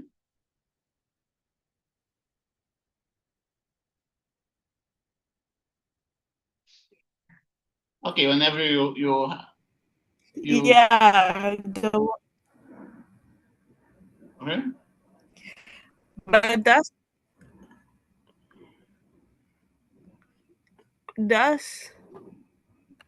Can you is please that the spell it? new lab? Yeah, that's the new lab, P07L02. Okay, that's the new one. We started doing this lab on Monday. Okay. Okay, so download it and work on that. It's now let's go. Stefan wanted the CL, right, Stefan? And let's get here, not this one. I want this one right in here. Okay, Stefan. Okay, right in here. So you will have to fill up this table first, okay? First for the power fit, you write down the N, right? Did you do that, Stefan? Yes, I did. Okay. You type the power fit for the V Yes. and the R square, right? Yes. Yeah. N is equal to what? How many points do you have? How many points on which one? The first graph? In the first graph, yeah. No, I'm Uh, sorry, the second graph, not the first, the second graph. the second graph. The second graph. I have 1, 2, 3, 4, 5. I have 6 points. 1, 2, 3, 4, 5. Yeah, 6. So you write down 6, right? Mm-hmm. And then you write down the R square. The R square for the power fit. Let's put here 6. R square for mine, for the power fit is 0.8963. 0.8963. Okay, and now you go get that the table. Do you have the table for the confidence level? Yes, I have it with me. Okay, so open that table. Let's see. I need to get my own too. Yeah, let me download there from Canvas.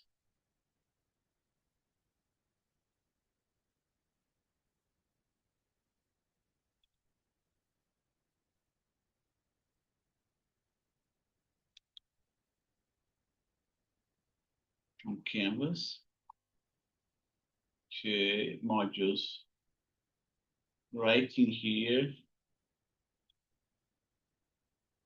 Confidence level.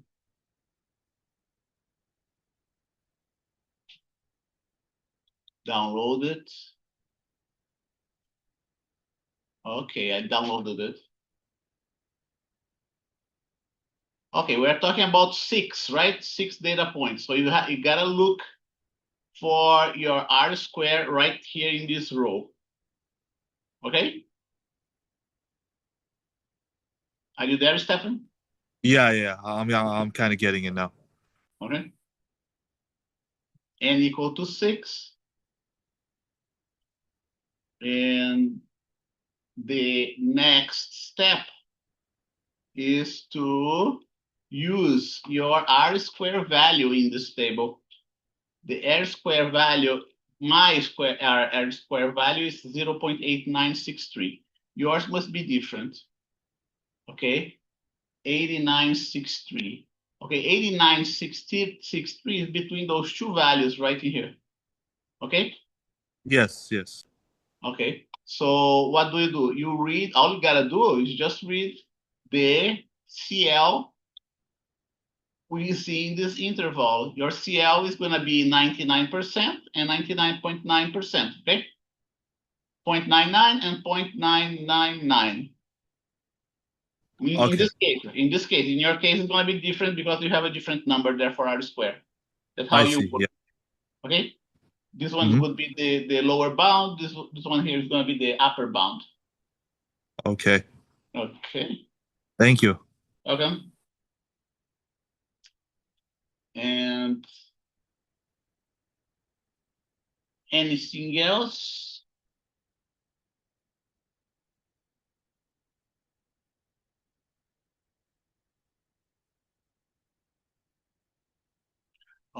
Okay, so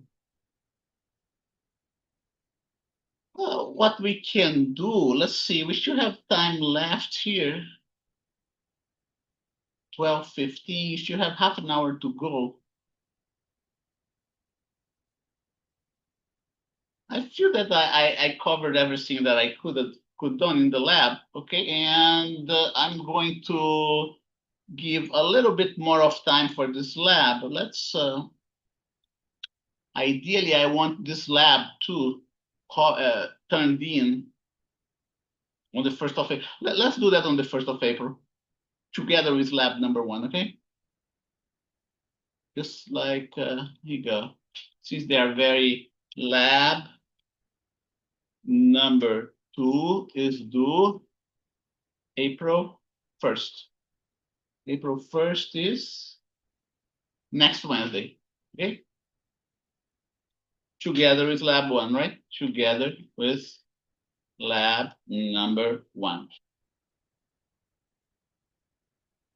Okay, so let's make it do. And in the same day, lab 1 and 2 do in the same day. Any questions about the lab? We covered everything that we could cover. What I want to do, we should have half an hour left. I want to keep on covering the material in the book. Okay, torque in a carrying current loop. In a single coil. Okay, come on.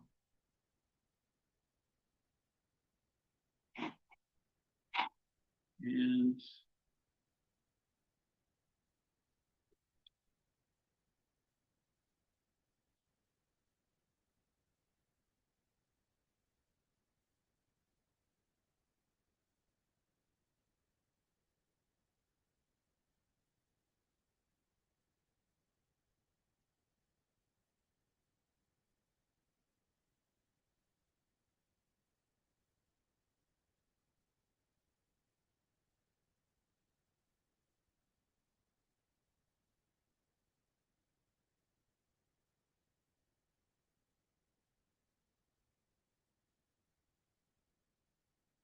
Okay, so we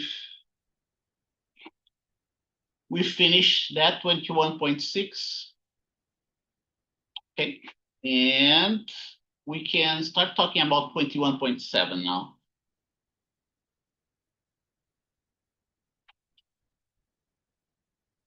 Okay, so the first thing here is let's talk about the laws of physics related to the magnetic field, right? Magnetic field. Wait a minute. Laws of physics. Laws of physics. Okay, not just related to the magnetic field, but all the laws of physics, right? One, we have the Coulomb's law. Coulomb's law. Okay. Which is also Gauss's law for electricity. That's what we have. Then, I didn't tell you, but do you remember when I told you there is no magnetic monopole, right? Remember that I thought there is no magnetic monopole. This is another law of physics. Nobody has ever observed a magnetic monopole alone by itself. Magnetic poles always come together with their opposite one. The positive magnetic pole comes together with the negative one. Okay? And this observation in nature gives rise to what we call the Gauss's law of magnetism. Magnetism, okay? If the Coulomb's law of electricity, if Gauss's law for electricity is given by insert.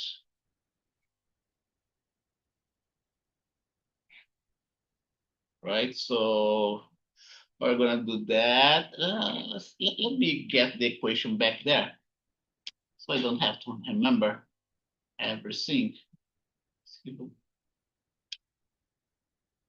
Gauss's law. Okay.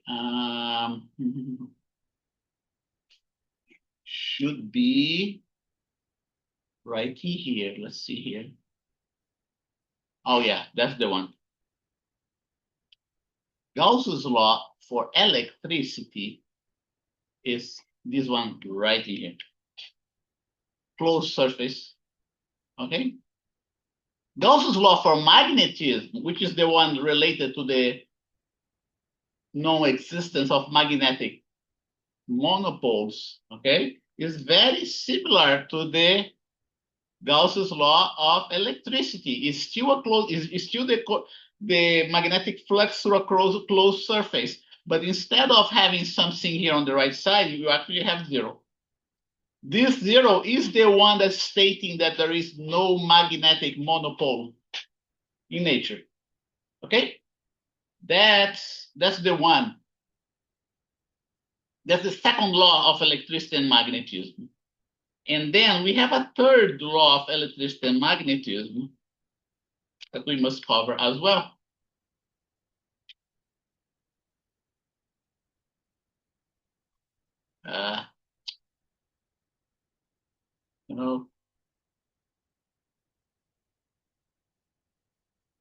Set numbering value.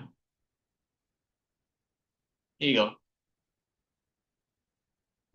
So there's another law of electricity and magnetism. There is another law of E&M that states that the source of a magnetic field is a current. Is a current carrying wire. Okay. That's a very important law. You gotta understand that. You gotta believe that. Okay. If you want to generate a magnetic field, you can use a current carrying wire to do so. Okay? That's the, compare that to the source, compare that to the source of an electric field, of electric fields.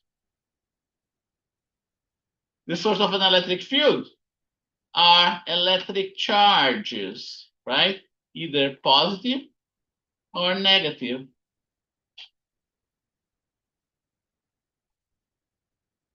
The source of electric field are electric charges, either positive or negative. Now, the source of a magnetic field is a current. Current carrying wire is a charge in motion, right? It's also a charge, but a charge in motion. You put a charge in motion. If you put a charge in motion, you manage to generate a magnetic field. Okay? That's what you have to know. This is another law of physics. 3 laws of physics so far. 3 laws of physics of electricity and magnetism. There is one more that we will have to cover. And this law of magnetism, by the way, is called Ampere's law. Can you remember that? And it has a specific mathematical expression for that. And let me copy this. Okay. That's the one I want to copy. 21.9.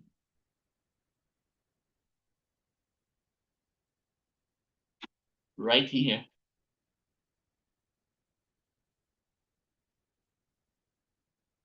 What else you have to know? Very important as well. Because the source of magnetic field, is a current, is an electric current, right? We end up having the following relation between the magnetic field, the B field, and the current. Here you go. We get an equation right in here. Can you remember that? The magnetic field is directly proportional to the electric current. And the electric current I'm going to denote by the letter I. So think about that. I'm going to take a quick break here, 1-2 minutes. I want you to review and get this idea. Let's say in your head, right? Get this idea crystallized in your head, okay? Give me a few minutes. I'll be back in 2 minutes.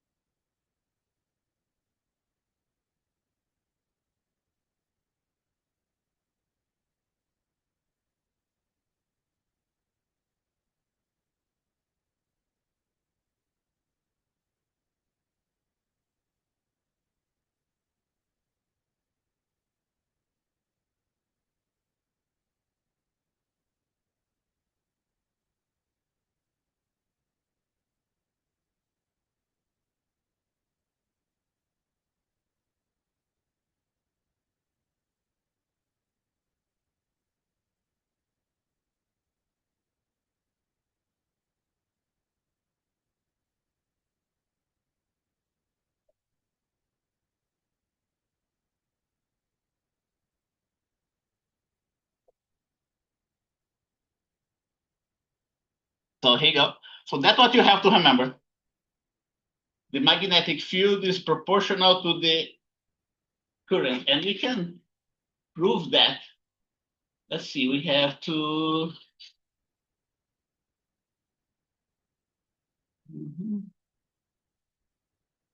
Two messages here. Steve Sanchez was asking when is it due? You're talking about the lab 2, right? When lab 2 is due, Steve? Yeah, lab 2 is due together with the lab number 1, April 1st, okay? And then was also asking me a question. I have to, okay, good. Okay, and let's take a look at the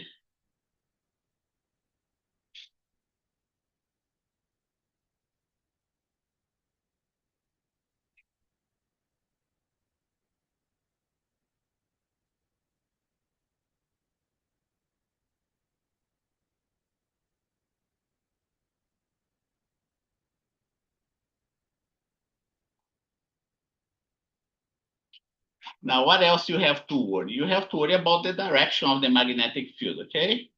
You also have to worry about the direction of the B field. Let's see if we have, yeah, right in here. Right in here. Let's see if that's a good one. Okay.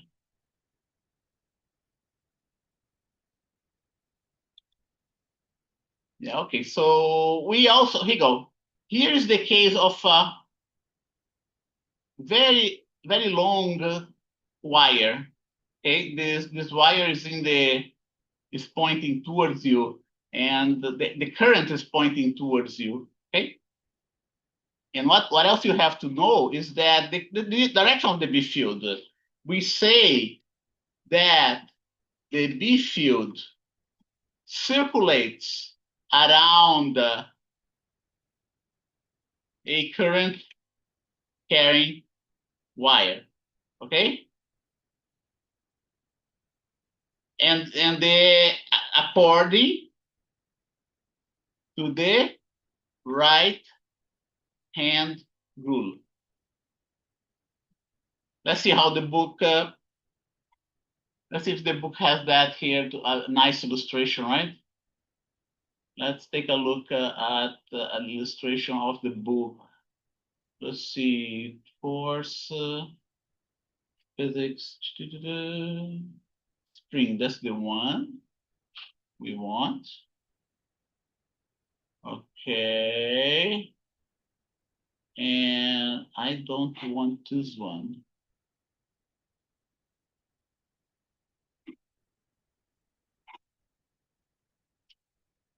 I need more here.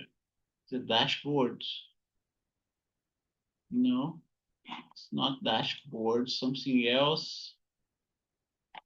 Oh, right in here. That's what I was looking for. Good. While of course resources should be resources, right?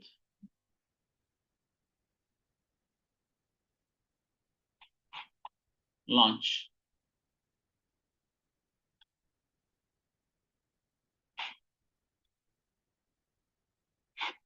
Okay, here you go. And that we are in chapter 21, magnetic force and magnetic fields. That's where we are. Magnetic fields produced by currents. Okay, here you go. So here we have an illustration of a current carrying wire. Okay, here's the long wire. This wire is connected to a battery and is producing this current. And what we have here, we have a magnetic compass that we put around this wire. If you get a magnetic compass and put around this wire, you're going to see that the needle of the magnetic compass is going to be tangent, let's see, it's going to be tangent to a circle centered at this current carrying wire. That's what you have to know. Okay, we say that the magnetic field circulates around the wire according to the right-hand rule. And this, how do you use this right-hand rule? Well, we do the following. We point the thumb in the direction of the current, and you rotate the palm of your hand. And the direction of rotation of the palm of your hand is the direction of the magnetic field. Okay? That's how we do it. So the rule goes like that. The rule is applied like the following. 1, orient your thumb in the direction of the current. Okay? Orient the thumb of your right hand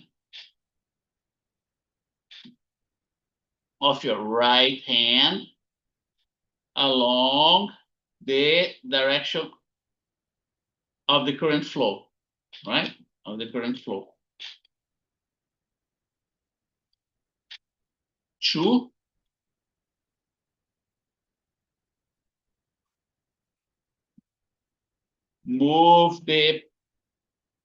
orient the thumb of your right hand with your hand extended, with your right hand extended,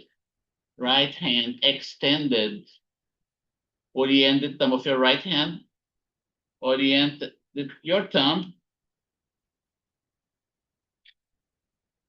along the direction of the current flow. Move, close the palm of your hand, close the palm of your hand. The direction of the B field will be the direction of motion of your right hand. That's how you find out the direction of your right hand. Okay? So just like I said, the intensity of the magnetic field is directly proportional to the current. The stronger the current, the stronger the magnetic field. And the direction of the magnetic field is determined from the right-hand rule. Okay?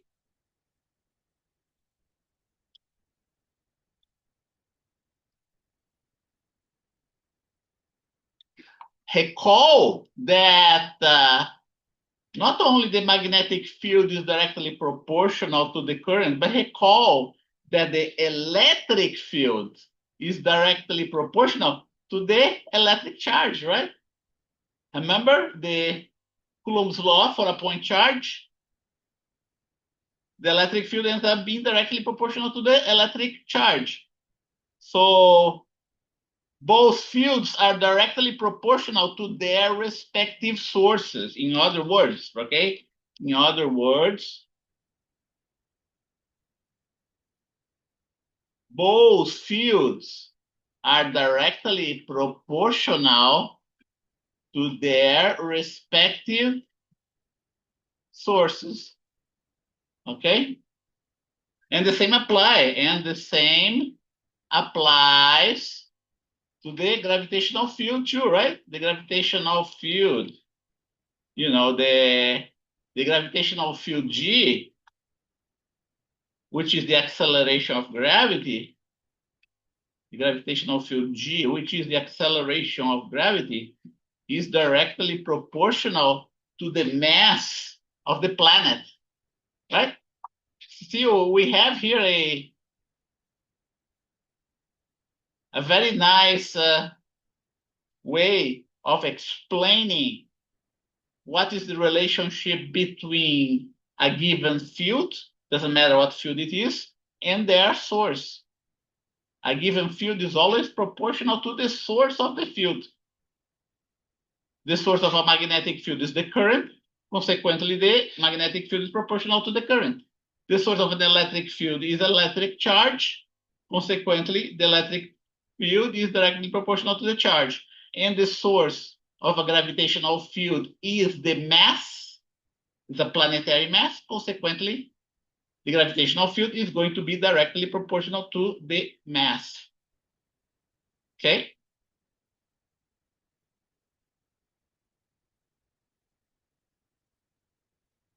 Depending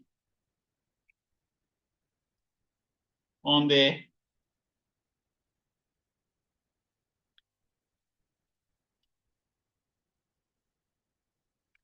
okay, let's see. Not only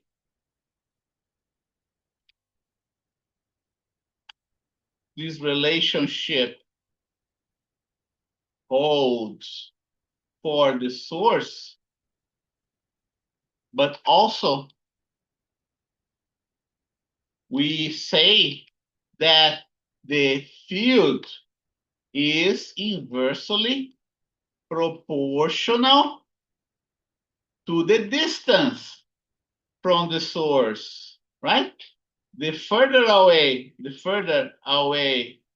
you are from a source, comma, the weaker will be its respective field. Okay? Do you remember the case of the gravitational field? The gravitational field not only is directly proportional to the mass, but it is also inversely proportional to the distance.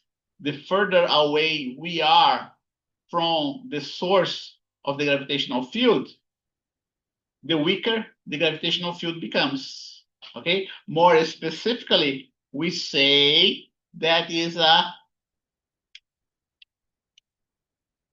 inverse of the square of the distance, which, by the way, also holds for the electric field. Okay, directly proportional to the charge. Oops.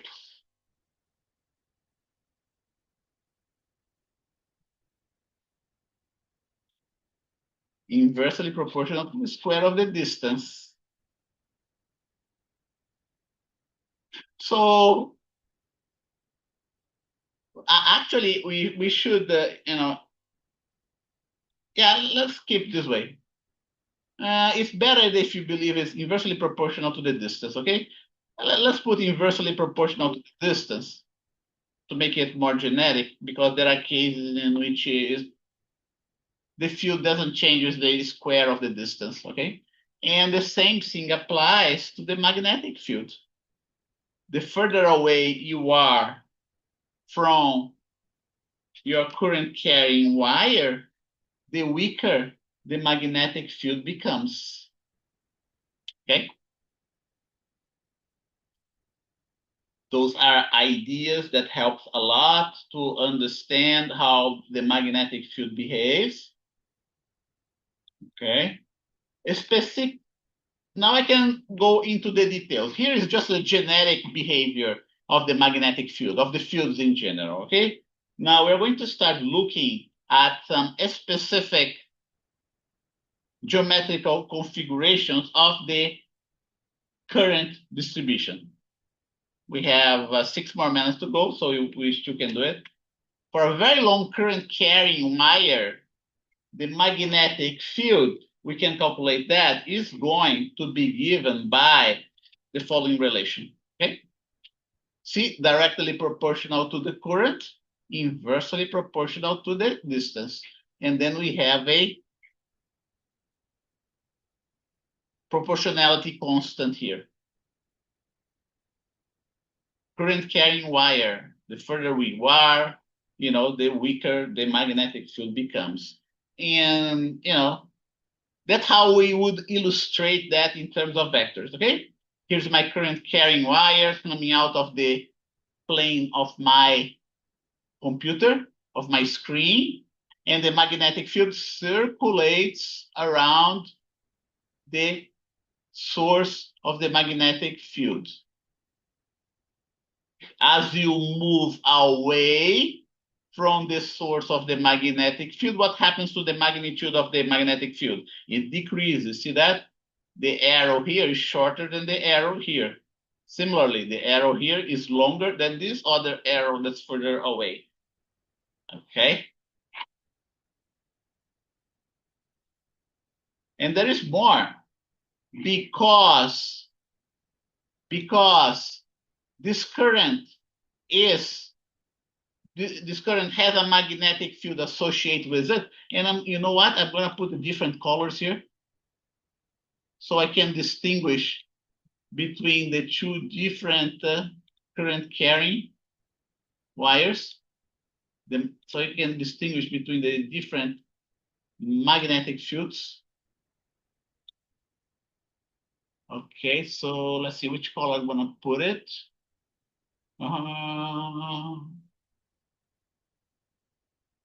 Draw, no. It doesn't let me change the color. What allows this situation? Let's see, how do I change the color here? Right click, let's try right click. Yeah, right click. Okay, I'm gonna use this one.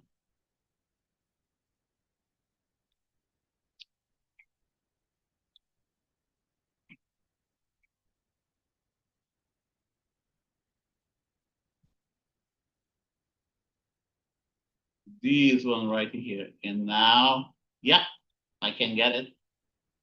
Right, I just changed the color so you can realize, so you can visualize better. Outline, let's see, can I get outline? Yeah, outline, good. The two different wires should be in different colors so you can visualize better the illustration, right? Yeah, this one, here you go. What about this one? I'm gonna do the same. Phil. Yeah, better now. Right? So because this current carrying wire is generating a magnetic field, not just here, but right in here where the other current carrying wire is, okay? Remember that the magnetic field exerts a magnetic force in the current carrying wire? So this wire here that's generating its own magnetic field is going to interact with this other wire and vice versa, okay? So they're going to exert a force in each other. It's gonna be either attractive or repulsive, okay? And we have 2 more minutes to go. I think it's a good time, moment to stop. One more thing that I want to tell you is the value of that constant that I wrote that down is a magnetic constant, okay? Magnetic permeability of the vacuum. It has a value, a numerical value, and the numerical value is given by this here, 4 pi times 10 to minus 7 Tesla per area, Tesla per ampere times meter. It's ampere, this A. Okay, so we can stop right now. Stop here, and I will be around for my office hours. If you want to ask any questions, I'll be available right now, okay? Otherwise, I'll see you Monday next week.